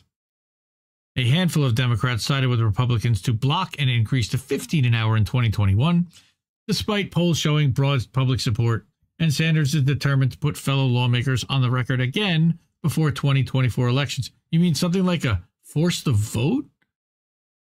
Force the vote. You know, you got to force the vote. You hate it, but it's stuck in your head, isn't it? Terrible. I fucking hate it so much. It's so awful and cheesy and corny. Thank you, Steph Savarano. It's her fault. It's her fault. Because she played it like endlessly on that show, it felt like. Like at the end of every show. Yes, Steph. Seriously? What the fuck? Mm-hmm. In a recent op-ed, Sanders admits that even $17 an hour is not a living wage enough to afford basic living costs such as food and rent in many parts of the United States. Yes, in Louisiana, fucking stop. I know, seriously. In Louisiana, $34 is considered a living wage for a single mother with one child, but the average retail worker makes $13.50 an hour. Yeah, that's close. So it is not radical to suggest that raising the minimum wage to $17 an hour over a period of several years is the right thing to do. Not radical. It's not radical. It's weak as shit, and it's totally inadequate. And you're starting your negotiating from a losing point. Thanks, Bernie. We've covered this before on INN News. Colin did a whole rant about this. People should look up. Absolutely. And he tied it to what actually living wages are in even the poorest states that barely meets, if at all. Like, oh, it should be at least 25 to 30 an hour at this point. Or 30. 30. Yep. Like, if it's tied to inflation, you're like... That's $1,200 a week. That's... Right. Mm-hmm. It's not a whole lot of money. Like, pay people actual living wages. Whoever. They don't give a fuck about us. That's right. They don't. Thanks to inflation and congressional inaction, the minimum wage has now has less purchasing power than at any point in time since 1956, according to the EPI, who I don't always trust their numbers either. But when Congress fails to raise the federal minimum wage, despite skyrocketing cost of living, the job falls on state and local governments. At least 30 states and 50 cities and counties have raised the minimum wage past $7.25. Seattle's up to like $17 or $18 an hour themselves. And it has not hurt their businesses, by the way. What was it? I think it was for a UBI. I think it was Sweden that was looking at something like $4,000 a month. Was it not? And that was a while ago. They did their studies on that a while ago of like, what would people actually need to survive monthly? You know? Mm-hmm. Like, and that was a fairly high cost country in Europe to live in, but granted, if you asked Americans like what they actually needed per month, 4,000 is pretty close or more. Oh no, you need more. I mean, that's without having any children. Yeah, I mean, depending. Right. And yeah, but we actually covered what child care is outrageously expensive. Child medical stuff is ridiculous. Health insurance, right, and an increase in costs in medical, everything. So Republicans often argue that raising the floor past $7.25 would hurt small businesses, which they often claim do not pay the minimum to anyone besides teenagers working a summer job, which, however, lower wage workers of all ages are 46% more likely to make less than $15 an hour in the 20 states that rely on the federal minimum. What a surprise. Recent research has found that wage hikes are not job killers as opponents often claim. In Louisiana, advocates hope that debate over the minimum wage bill in the Senate will reveal cracks in the opposition. You've got Ben Zucker from Step Up Louisiana. He pointed to a 2019 statewide survey, that 81% of Louisianans approved an increase of $8.50. Oh my God, we're still talking about less than $10 an hour. Like, guys, even in that state, the cost of living is like negotiating with yourselves. Yeah. Republicans usually kill wage bills in committee to avoid going on the record and angering voters. So why not ask for like a lot? If it's going to be performative, perform to the moon. Right. I think it's unclear here that the real piece is that the state elections next year loom large over how people are voting in the session. People don't pay a close enough attention. But this was a state that at one point was willing to have things like share your wealth clubs in regards to Huey P. Long, who went and, what happened to him? Oh, yeah, I remember. Yep. I remember. There's a bullet hole in a courtroom somewhere. Federal government doesn't like that. There's no way you wake up every morning and say minimum wage is the best way to live. Absolutely not, says David Williams, right? So we always talk about making changes about how we make that change now. Yeah, that would be nice. Make that change now. Mike Ludwig is one of these staff reporters over, and he's based in New Orleans. So this is personal for him.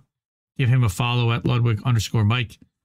I also, it's a horrible, horrible, monstrous story, and it's really short, but I saw it We talked about McDonald's in Kentucky a couple of weeks ago and employing and the child labor law.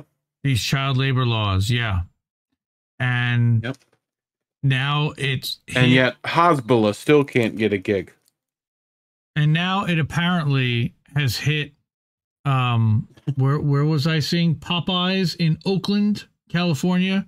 Yep. Again, workers are on strike, and I don't have the article in front of me, but the workers are on strike because they were employing under 18 workers who were working 6 days a week to as late beyond 11 p.m. 13-year-olds operating the fryer. Like, guys, this is what they're doing.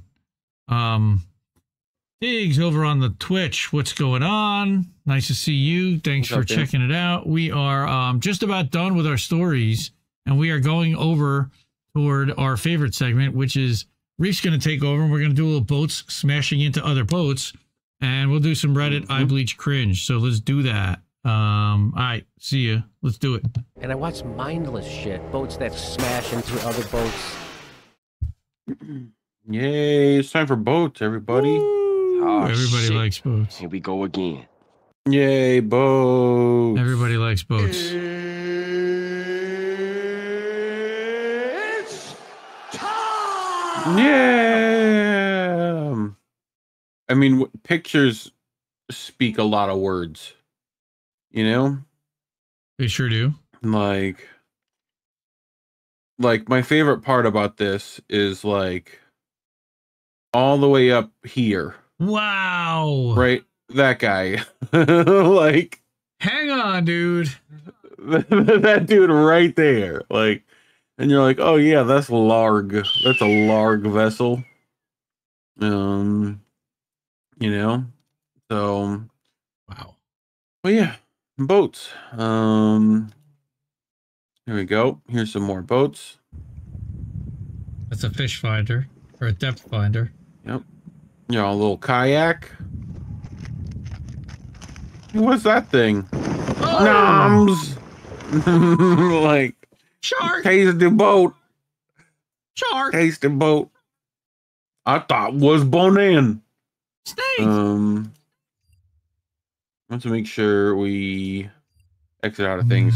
What, $50 a gram gets you in Antarctica? That's a gram. What kind of weed you got? I got that Antarctica weed, dog. Shit, frosty as shit. What kind of gram is that? Right? I don't think that's a gram. I think this is $50 for a gram. And then that's what he paid this. You know? If we mathed right. Is this what you've been drinking? Is that what you've been drinking? Water. Yep. You got smart water and dumbass water.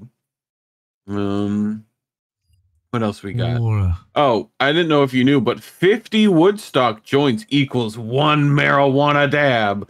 Nice. Just say no. Just say no. No. I'm not just going to say no. I love Woodstock joints. Bonin. That's a giant inflatable bonin. That's a bonin with a bonan. When you smoke indica and sativa at the same time. I love Forrest Whitaker. Forrest Whitaker got that eye of the Pfizer. What else? Except that he's had that his whole life. So, can you tell what that is? That's mustard. This bottle? It's either mustard or baby food. Yellow mustard? Yep.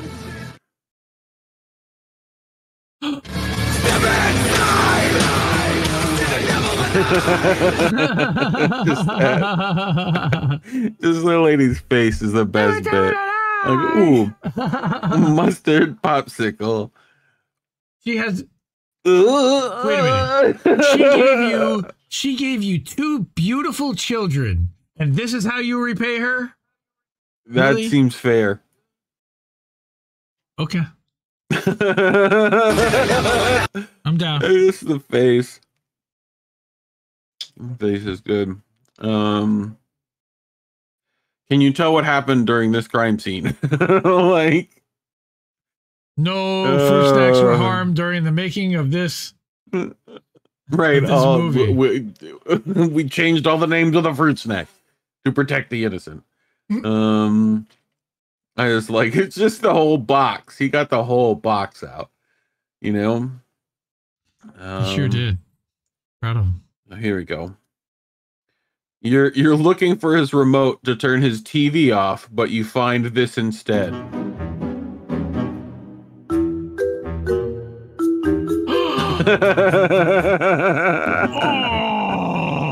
Oh, that kid gets that kid's gonna catch a beating. At least in my house. Oh, he's just straight up eating the powder out of the thing. Oh man, no scoop. This is like a scene out of Scarface. But you know what? There's very little on the bed, so that's impressive. That's a plus. You gotta like peel the shirt back all in one. Yeah, but you know what I mean? The minute he gets up, you're toast, dude. You're toast.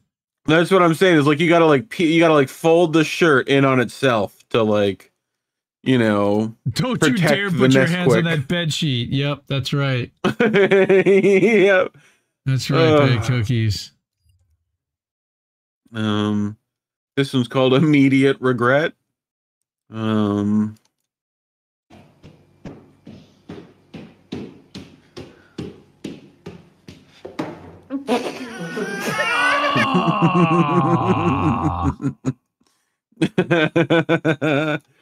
Like, I don't think that's what they were punching at. Bing. Oh yeah, that sucks, huh? That Yikes. sucks, kid. Sorry. Is it yikes? This kid, dude. And action. Yeah, you like that one? No, it's not the t-shirt's not fat, no. Maybe wear a jumper. Wear a jumper. Why? Because I... Look. I don't think it's... Aw, sweet kid. Sweet? Kid. You're like, sweet kid? That's a sweet Called kid. him fat. That's Like, a sweet cover kid. that tum-tum up. He's looking out for his daddy. Yeah. Who's this one looking out for, we wonder? And action. What did you just bring in? That was a snake. Nice. Oh, you've got a snake in your hand. And you...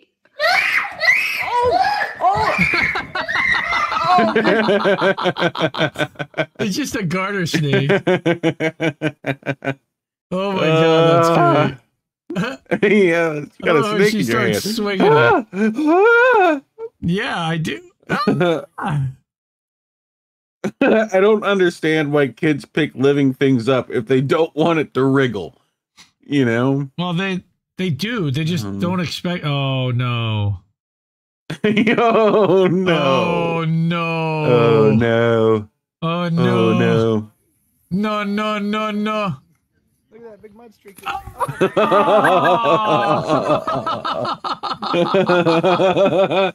Just when you thought he was safe. Dude, that was great. That was great. That most was, amazing, brother. That most amazing jump and faceplant. That was great. I needed that. Totally. Thank you. Here we go. I don't have any milk in my nipples. Really? What, Mummy? You're funny. Why? I have actually got nipples. I know. What's a doobie? She tried to drink your milk. No, I haven't got any milk. just the chest. What's Oh, That face is just good. adorbs. My That's son's adorbs. school was having issues with messy bathrooms, so every month they reward the boys or girls with ice cream, depending on whose bathrooms are cleaner. And according to my son, it's become a prank where they just fuck up each other's bathrooms. Nice. A prank war. Nice. Yep. I don't think that had its intended effect. How to ensure your child needs therapy later in life.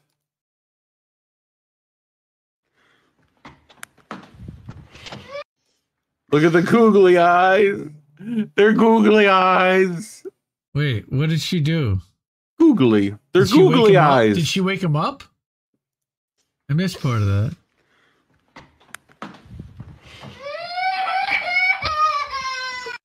No, it's just that. The kid's hiding in It's the corner. just the googly eyes. Oh my god.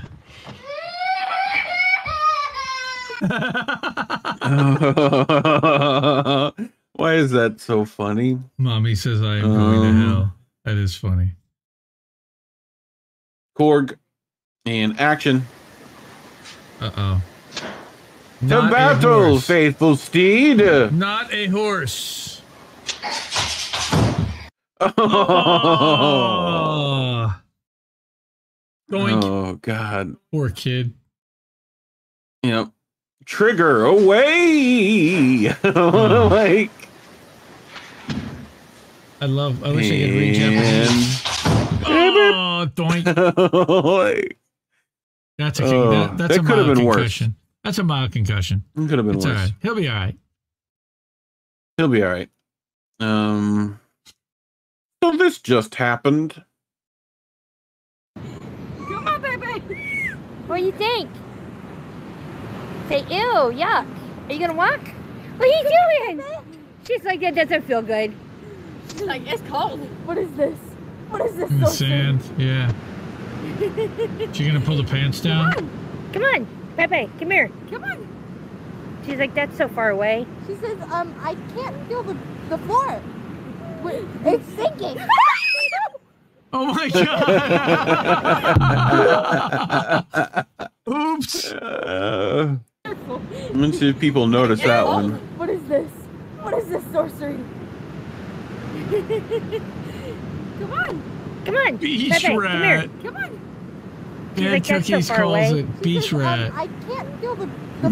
Beach rat. Wait, it's sinking. Whee! Like, oh. Kid goes face first. Yeah, you can have the rats, kid. You can have the kid rats. Yep. Let me help you. This is called.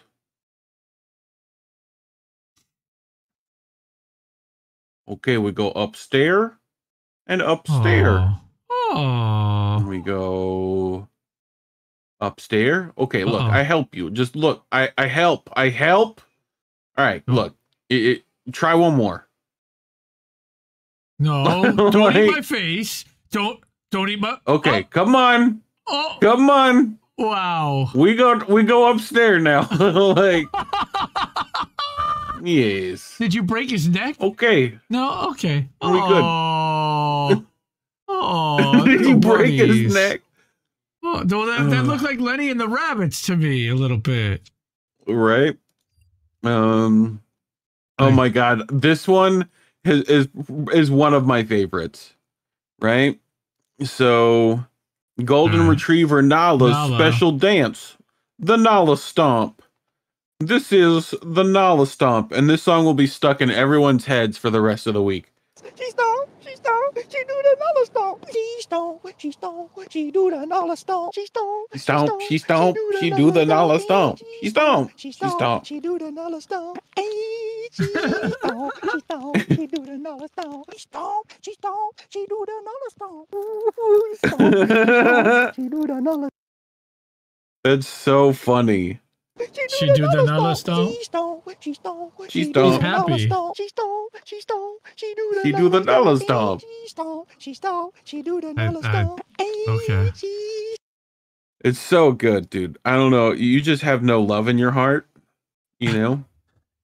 And we're This is- losing. this and is we're you? losing viewers. No, I'm kidding. We're not. No, we're not. I know we're Go, dude. Golden retrievers will gain us views. Nala stomps. Oh, Whee! whee! Hey now. Can I get it to actually show the rest? Of course not. Because gamers in the chat, they'll be catching that music on that. Beep, boo. You do the Nala stomp. No, this one. Well, thank you. Just in case you didn't before, Donkey Kong. Dude. Yes. But which you know what? one?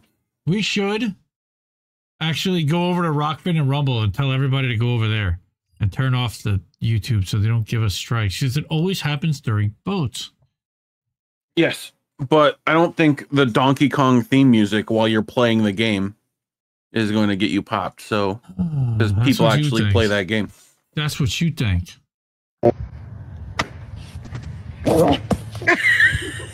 Holy shit! Uh oh.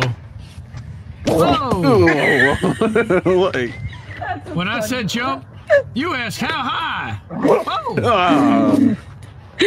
Fuck you, Ice. Oh! I want to go in the water. Her. Like, or he sees a fish under there. We saw that.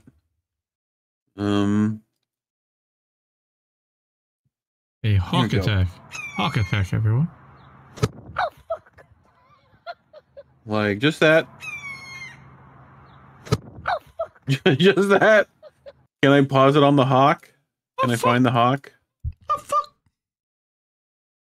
Like, oh my god, dude. Hold on. Let me. There you see the hawk, right? I see There's the hawk. I No, see you the don't. hawk. Oh. Like, no, I know. it's just gone. Like, ooh. He's It's like a laughing. She's fucking laughing at me. missile. Wow. Like, Puppo? What Puppo want? Puppo want bread? Oh, this is so mean. Puppo take bread. Oh, I take bread. Give me bread. That's just. That's wrong. This on don't so taste like many bread. levels. All right, I guess it's not bread. Like, Puppo take bread? That's wrong on so many levels. That's just mean. Isn't it? You're mean. What are you doing? Look at him upside me. On tiptoes. Come on.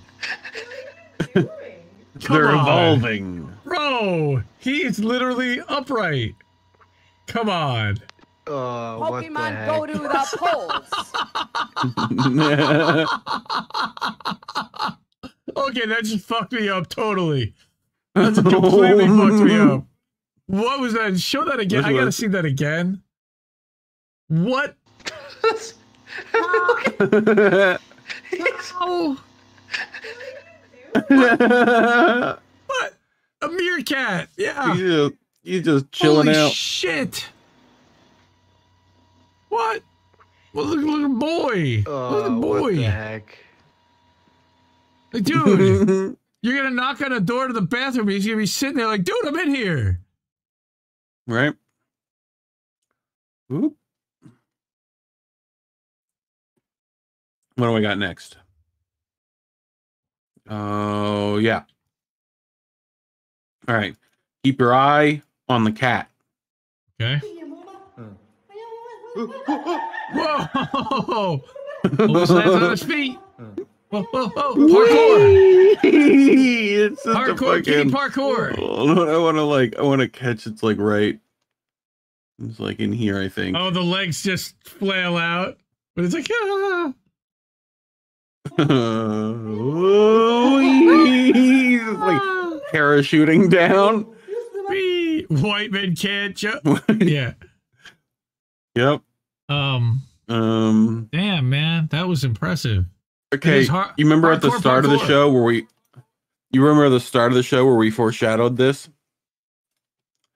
Oh my god, that catnip's hitting so hard right now. I think my Are you my conscious? Yes, go kill him in the backyard. Okay. Oh, don't do it.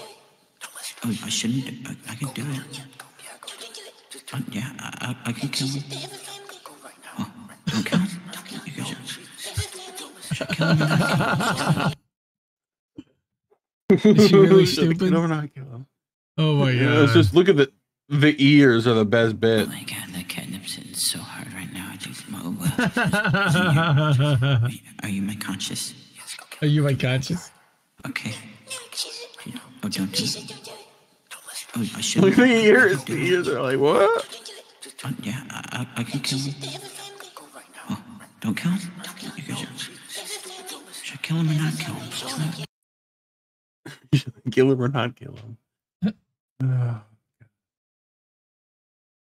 What do we got next? So I'm freaking out, man. Yeah. I'm freaking out, man. Oh, everyone's got to turn their sound up for this one. And action.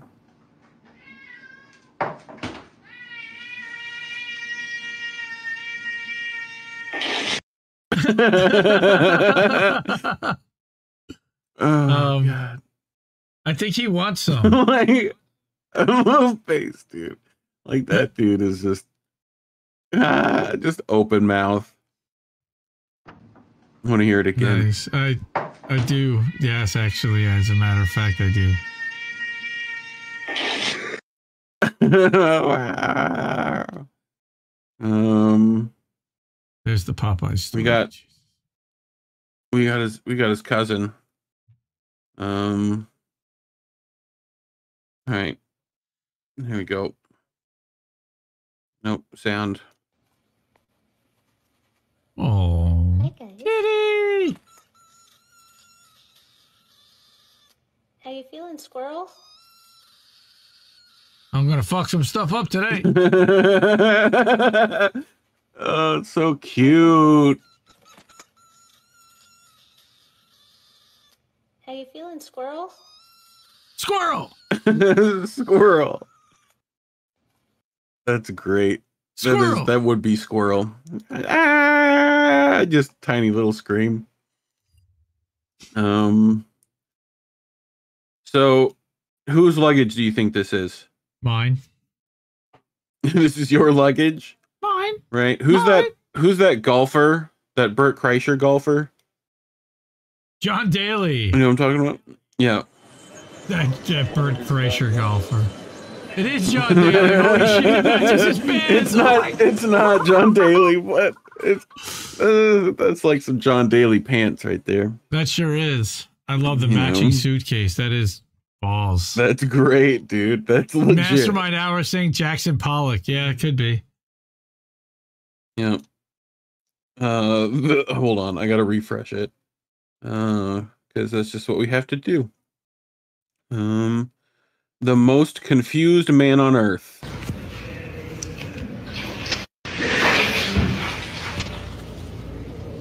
Oh, that's fucked up. He's in college. That's a college dorm bed.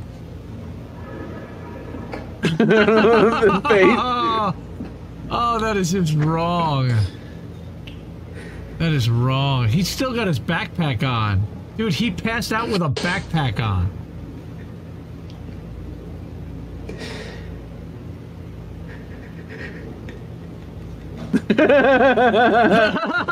He's seeing somebody in the closet freaking out. He caught him at the end. Fuck. Oh, that's good. Hilarious. That's a Camelback. Yes, thank you, Bad Cookies. Could be worse. Could be worse. Could be this guy.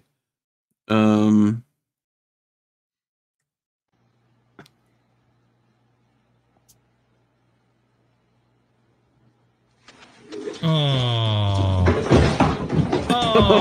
fuck. Oh, what the fuck? Oh, That's Dude, that is some people that don't like you in your house. right. Ready for some hardcore parkour? Yes. Hardcore parkour. Love parkour. We already got Chéquense some with porque the no había ni kitties. mencionado bien todo el público que tiene Johnny. Que va a hacer ese salto.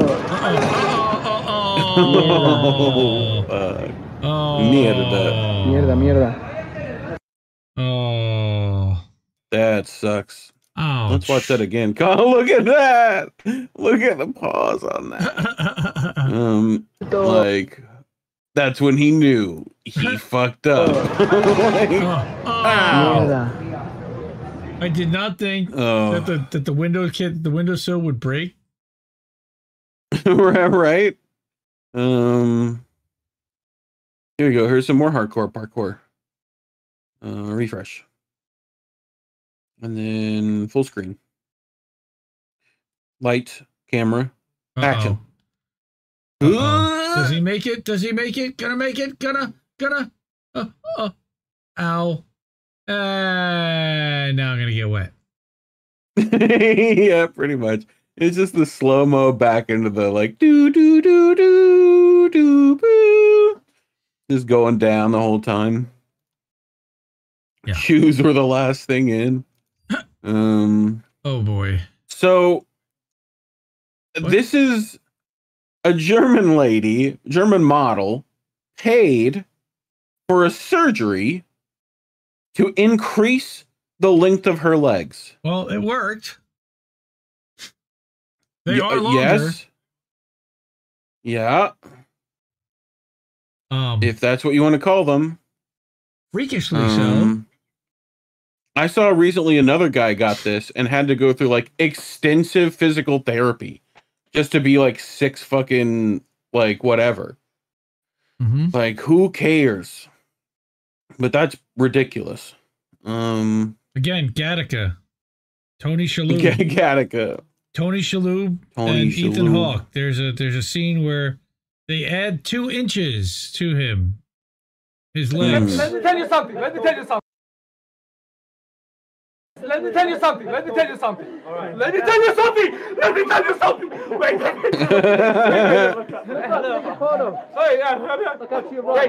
Wait. No.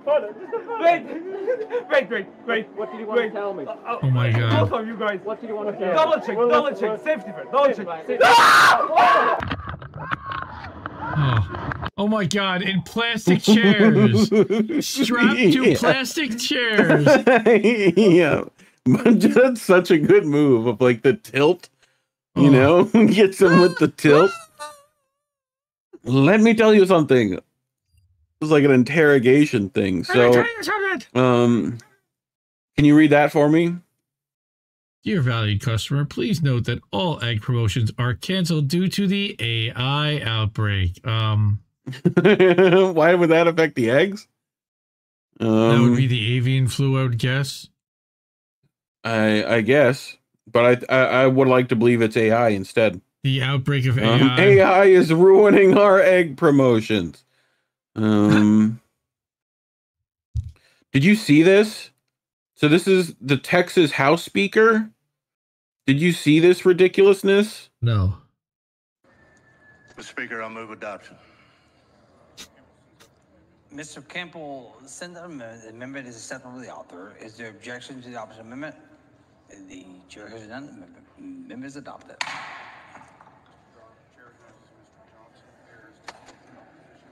This dude is Mr. Johnson of Harris. Mr. Johnson of Harris to speak in opposition to the bill. You want the chair The chair recognizes Mr. Niave Criado to speak in opposition to the bill. Dude, like this bit. What the hell was that? The amendment is acceptable to the author. Is there objection to the opposite amendment? The chair has none. The amendment is adopted. Wow. Man, he's doing a great Nancy Pelosi impression. Pelosi's understudy. There you go. Whoever got that one. Fix it. What is this one? Most insane swan dive ever. That's what this one's called. Oh my god. Oh my. Oh shit. What? Dude, he pulls a triple Lindy. And then pulls the chute. Oh. Wow. Like Q Bond music. Damn. This one's pretty good. This is the mayor. Like, that's the mayor. Ik ga er vandaag vanuit dat evenementen zijn die drugs zullen kunnen doen. You. He's got security there. Yep. It's just the nonchalant, like, push. You know? And he falls over. Like, like, what? Like, and he was just honestly, like, you know.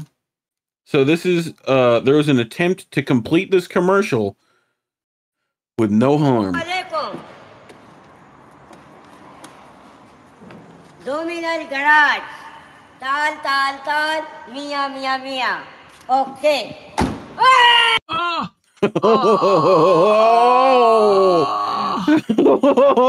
Was that Hezbollah?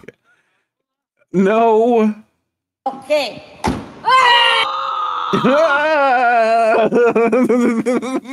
It hurts just as much the second time. Yeah, it does. That sucks. Have you ever had that happen? Oh. That sucks so much. They actually designed even Subarus now so that, like, if you do that in a window, the window has enough give that it won't, like, it's a frameless window. So it won't slam on your fingers like that. Go ahead. Dude, even the bees are saying ACAB now. Attack caught on camera. Neighbors in Encino calling for help as the angry bees swarm. One of the first responders, this man, we've learned he's an LAPD volunteer assigned to the West Valley Division. Those bees stinging him dozens of times. At one point, he collapses to the ground as he tries to escape. Oh, fuck, dude. Not the bees! Not the bees! Attack caught on camera. Neighbors in Oh, God. That makes you think of Tommy Boy. That makes you think of the scene in Tommy Boy. They're being chased by the cops. It makes me think of the scene in Wicker Man with Nicolas Cage. Not the bees! They're terrible! Not the bees! They're gonna get us all! That's all backwards. Oh, no, it was backwards, but not anymore. Yep. This guy made it down first. Uh-oh. Whee! Oh, he did it. He's going for a swim. He did it. Oh, what? A swim? A squimmies? A little squim? You matter. Don't give up. Or you don't matter. You don't matter. Give up. Yep. I don't think that had the intended purpose. It's all about your perspective. Dude, we're gonna get BMX bikes.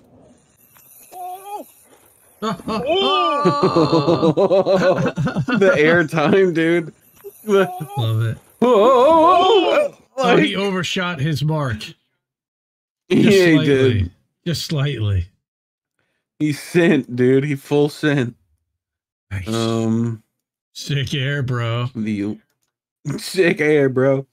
It was totally rad. National Weather Service alert. Flood warning. Yeah. Flash flood. Flash floods. You don't say. You don't say. Holy shit, that's great. Yeah. That's so great. good, dude. That's great. Oh my god, this one. A little tappy tap. Oh, fuck. Bing. Oh. Dude. Somebody's Like, gonna catch a I had beating. TMJ just like looking at that. Somebody needs Bing. to catch a beating for that one. Oh, at least he got the shaft and not like the head, you know? Like, Bad cookies, but- great minds. Can you translate this for me? Every Pop time up. come on hood like had nothing fight like they had nothing fight offer one come on hood cause they know come on hustlers a nickel gonna make on hustlers more than 5 figures. Let's go ahead and keep it 50 fast straight. Chunking up 5 fingers. What? What? Wait. Fight, like they had nothing fight offer one come on hood cause they know A come on cone, hustlers a nickel gonna make on hustlers more nickel? than 5 Okay. figures. Let's go ahead and keep it I heard 50 nickel, I fast heard straight. 5 fingers. Chunking up 5 fingers. We got to keep it 55th. And then I heard 5 fingers. 55th. Got to keep it 5 fingers. He does have a 5 like tattooed on his fucking Every time face. come on hood like had nothing fight like they had nothing fight offer one come on But I guess that there's a come 5 on the other side. a nickel gonna make on hustlers more than 5 figures. Let's go ahead and keep it 50 fast straight. Chunking up 5 55th fingers. Street. Okay. so Chucking up. My guess is that there's a 5 on the other side tattooed on his other cheek. And Yeah, it's like 55th Street. It's like, he's yeah. 55th yeah, well, he forgot Yeah. his address. Now he knows. He lives on 55th Street. No, 55th Street. Got to keep it 5 just gotta figures. look in the mirror. Got to make 5 figures. You gotta draw You it know? backwards. You gotta draw it backwards so you can see in the mirror when you look at it. You got to keep it 55th. What? As you do. As you do. And action. All right, you got the whole 9 seconds. Let's see about those whole 9 seconds. Bull riding. The bull's Engine really bull. bucking. Wow. Okay, that chain may not hold. That chain man on hold. Well, it's a chain hoist. It'll be all right. But I think it was misfiring a bit. You think? Oh God. He's got a harmonica. And welcome to Japanese action. TV, folks.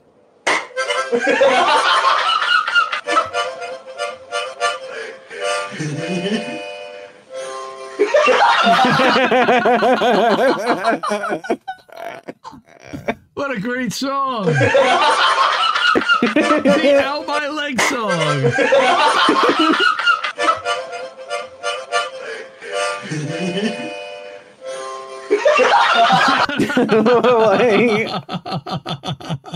Oh, that's great. Oh, dude. Very funny. To hang something up. There was an attempt. First date in my Airbnb and oh, come on.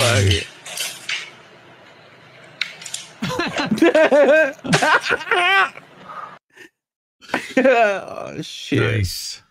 Oh, fuck it. I love the last one where he's like super gentle with it. You know? Like that one's gonna make it. That one. Yeah. Oxidation. I'm not paying for that. Yep, that's right. At least you took a Here we video go. of it. You had a feeling. You had a feeling. Oh, Gamer's talking about Kool-Aid segment on Two Bears. Oh, Kool-Aid? A whole gallon of Kool-Aid? It really is Kool-Aid. You know, when Dude. people really think you drink a lot of water. Bert, the sounds that come out of Bert's mouth during that little laughing segment are just mwah. Yes, I agree with you. Yeah, he Gamer. almost passes out, dude. It's the worst. And his face turns red. We watch Two Bears every Monday. Could we when it comes we out. play Kool-Aids? Do you think they would let us play Kool-Aid? I don't know. Probably not. We could do that. But I don't know, YMH is going to come copyright us? I hope you do, Tom. Bert. Hating on Tallahassee Bert is boys, welcome Bert. to come on. How do we miss that? Anytime. Anytime, bro. Anytime.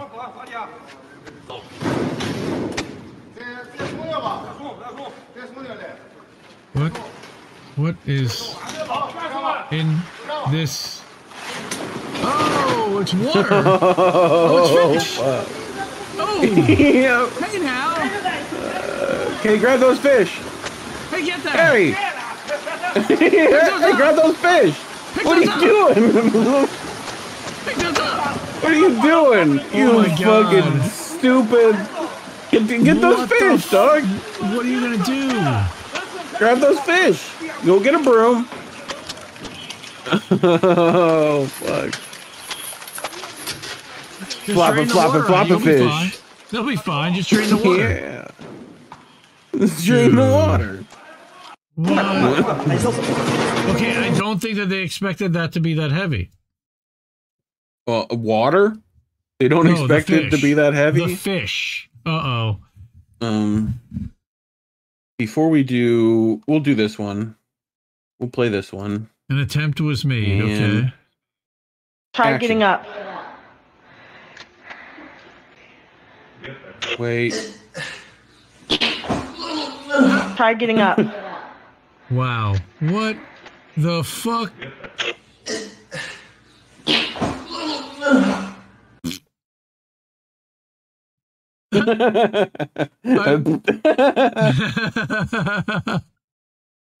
Can I see that uncensored? Is she single? Oh God, bad cookies. Right?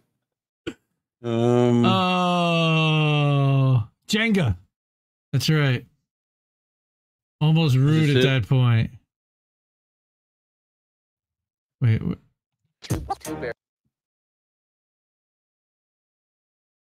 Nice. That's a lot of that's a lot of Kool-Aid. It is, yeah, it is Kool-Aid. Two bears. 1K. This is a long one. No one, hold on. I'll take a sip of Kool-Aid. Go ahead. The Kool-Aid. You drinking Kool-Aid to start your day? Really? It's so good. Oh, so good. Red. Red. Kool-Aid is fucking awesome. It really is awesome.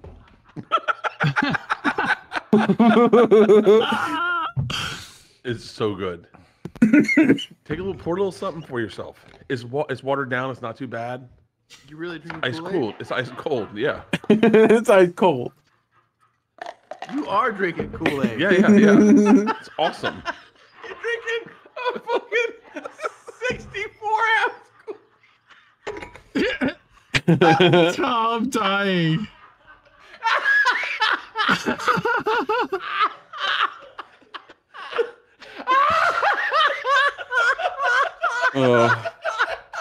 That's so good. Reacting fair use. Fuck you, Tom.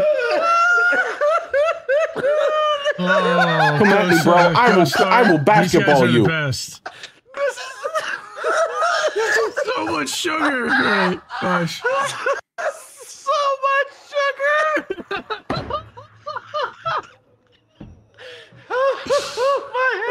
Slow that, man. People walk around. I don't know if they're stoned or not, whoever, but they're like, good for that guy. He drinks a lot of water.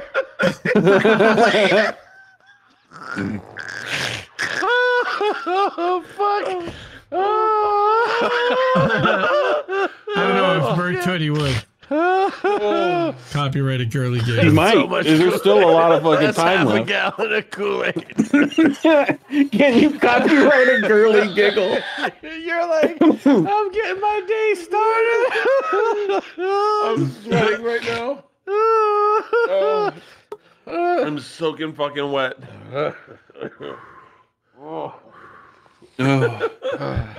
Wait, this goes on. This is a 7-minute segment. Yes, yeah, it gets better. Okay, hold on. It's pretty good. It's not that. He drinks it. It's good, right? It's good. You should drink 64 ounces. And drink 2 of them. I drink 2 of I them. drink 2 every day.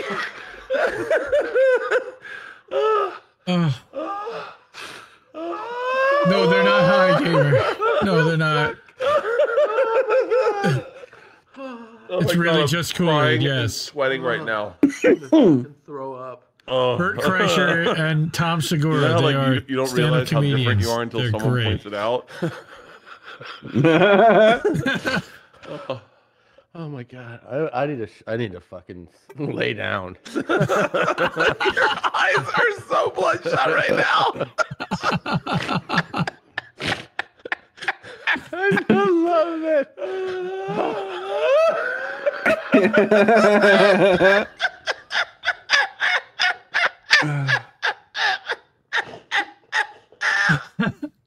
Tom is losing it. I don't know. I'm gonna be.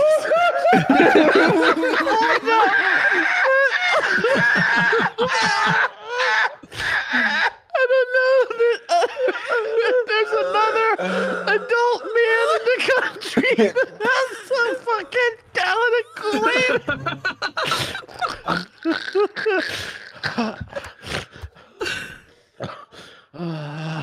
I drink a gallon of coffee like that.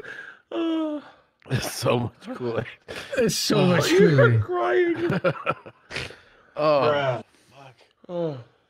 I'm soaking wet.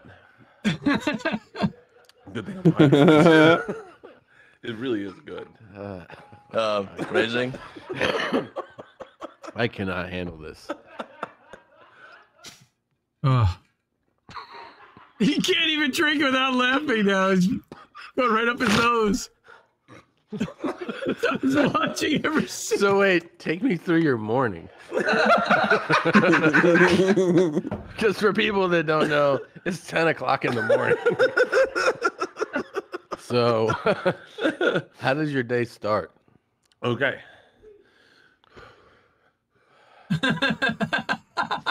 I get up. I make a double iced coffee, and I drink that, and then I ran 4 miles, and then I make a big one of these. I get in the pool, shower in the pool, and then I sip this throughout the day. He and then showers I have in the 1 pool? or 2 more of these. The pink lemonade's really good. 1 or 2 more. Oh. The worst is that Isla and I, the two of us fucking murder these. Like to the point where when pandemic started, we had to get Leanne to go to Dollar Tree to get more Kool-Aid because we were going through so much Kool-Aid because we were just home. I didn't even know you were into Kool-Aid. Oh, I love it. You've never mentioned Kool-Aid before. Oh, I drink Kool-Aid every day. I love Kool-Aid. You drink Kool-Aid every day? Yeah, probably about 120 ounces. You don't think that's not adding calories though? No. It's not. It's low calorie Kool-Aid. Yeah, no. Most doctors recommend it. Most doctors recommend it. What's with the other beverages? What you said? Oh, this is what I wanted to talk about. This is so. There's a guy here that works here. His name's Chris. Yes. When they say Bert has a drinking And how many problem. calories are in Kool-Aid? Per serving. A serving is what, 8 ounces? So about 100 calories. I get low calorie Kool-Aid. Oh. I'm fucking sweating. I need to stop laughing. I haven't taken my blood pressure medicine yet. Wait, scroll back down. Go down. Hold on. Sugars. 25 grams per serving. Wait. Look at the vitamin C though. Yeah. That's Look at true. the vitamin C. Oh my god, that might be the hardest we've laughed on this show ever. Tom and Bert. One goes top spot, the other wears shirt. Yeah, 100 and One's Bert Kreischer and the other's a machine. yeah. There's not a chance in hell that they'll keep it clean. This is what we That's what we'll call call two bears, two bears, one cave. Yeah. The fact that we know that is sad. You know? Like, all right, now for a much better duo. I want to see Tom and Bert do this. I bet you can't, Bert. Yeah, you can. We want to break the Guinness. And Wow. are you ready? And this is their second attempt. Which one would be Bert? Which one would be time Tom? of my life. Oh, I would And we never. owe it all to you.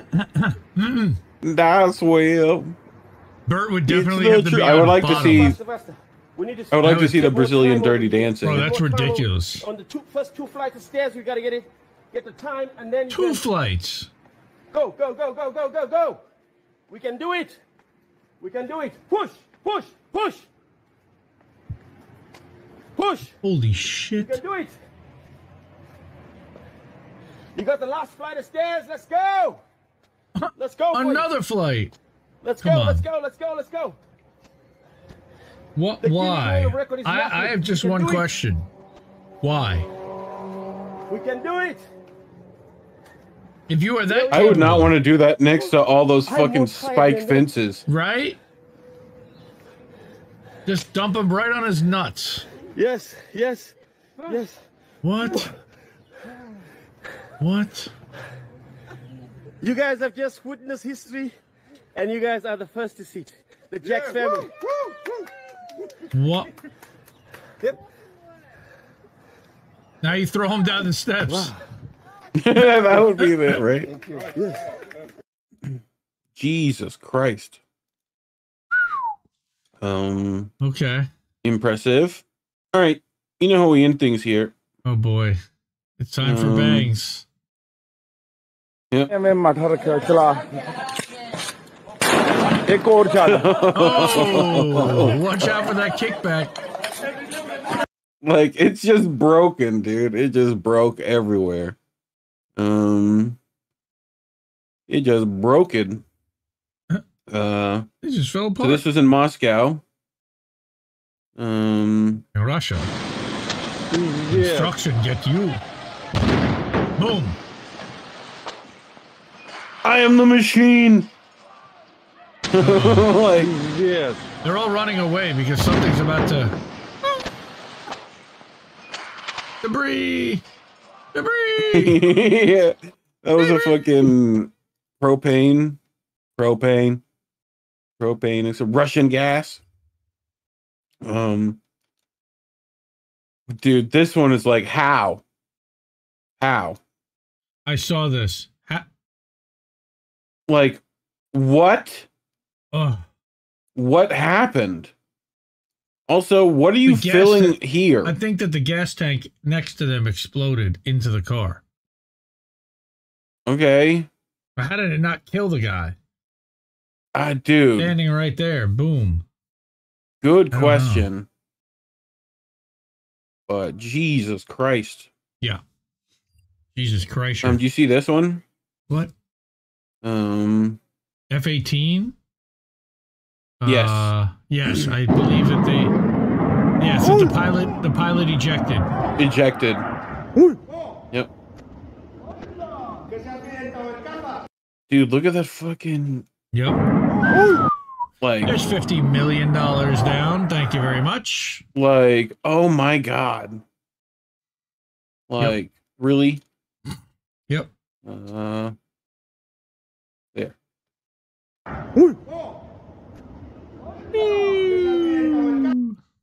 Like a little mini nuke in Fallout. Yep. Let's go. 400-pound propane this tank. Oh boy. Yep. So are these valves turned on? Like,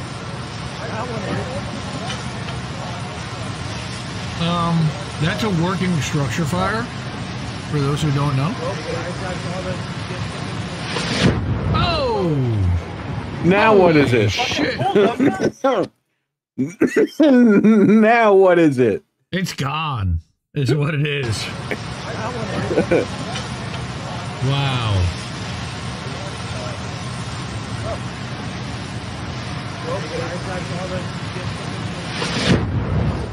Damn. fucking told them. Dude, holy Fucking shit. told you. Yeah. Told you the tank was gonna go. It's a fire sale. That house is still in the market. Hot seller, fire sale, going fast. Oh, Jesus Christ, bad cookies. That's really funny. Yep. I kind of want to see it again. Hold on. Boom. Dude, I'm glad all those firefighters are okay. Yeah. Those guys are awfully close. That's a lot of damage. Fucking told them. Like, Did those guys yell that? No, that's a lot of damage. No, that's a lot of damage. So very special. Here's our finale. Ending of boats. Boats. Oh, blowing up other boats? Yep. And then suddenly, when you least expect it. Hey now! Oh my god! Oh my god! Like. Oh my god! The boat just fell on him. Well, part of it, the bimini top. Ow! You know. Yep. Yeah, Woe is right. But, ow! Like, for a second though, he was like, "I believe I can fly." Woo! Like, wee! Like. Oh, I didn't believe. Dude. I actually flew. Flew. Damn. But anyway, that's boats. That's boats. We did it. Wow. We did. Yeah. Look at that. But before we go, I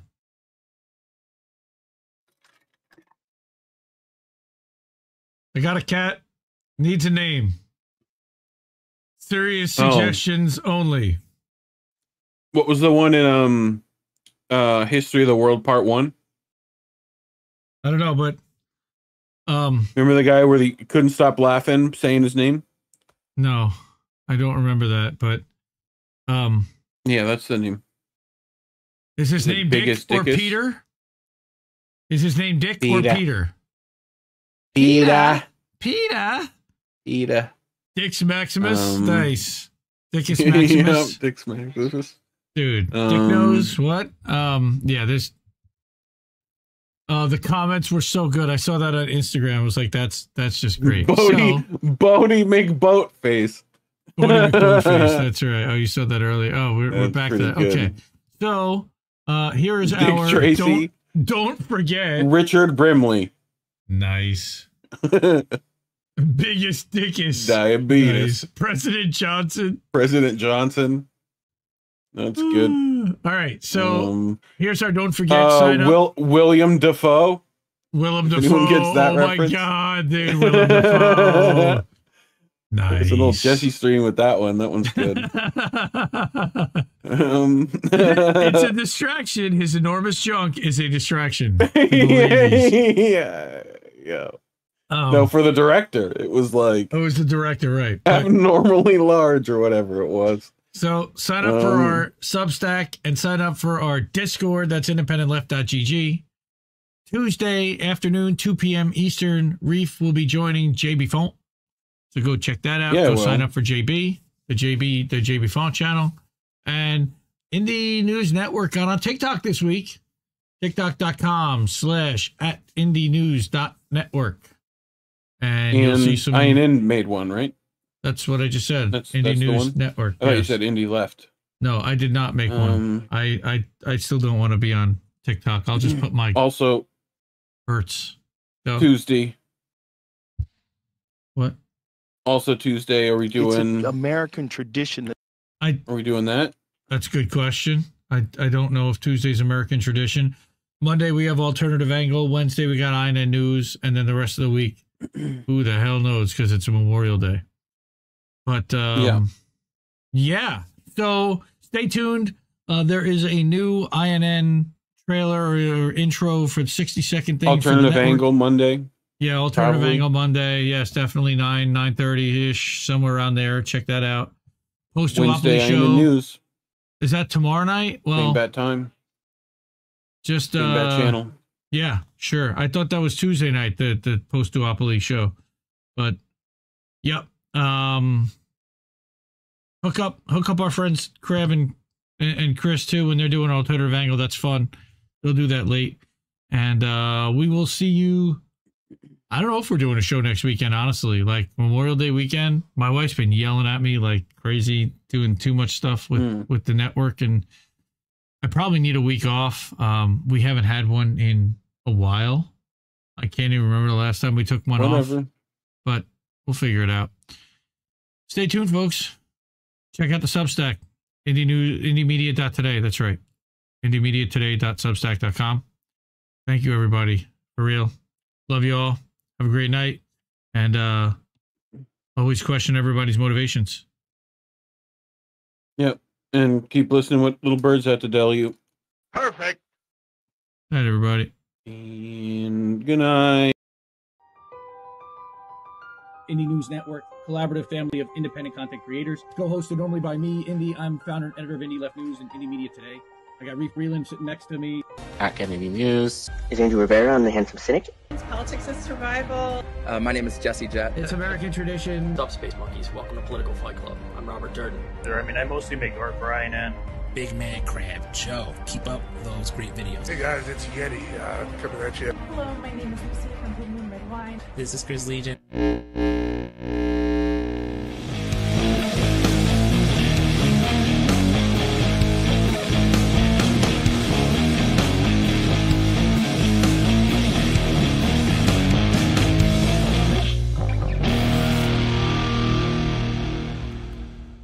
Keep fighting that good fight out there, guys. I'll talk to you later. Who are these people? I think I liked it better being blind, when I couldn't read between the lines, and when I couldn't see the cracks in the structure that lay bare before me the whole time. I think I liked it better back when I suspended disbelief and swallowed pride. I thought I knew the difference in the red from the blue, but they both bleed us so dry. They both bleed us so dry. My favorite songs don't hit the same way. I get to the end of a 4-minute track and I'm only looking back thinking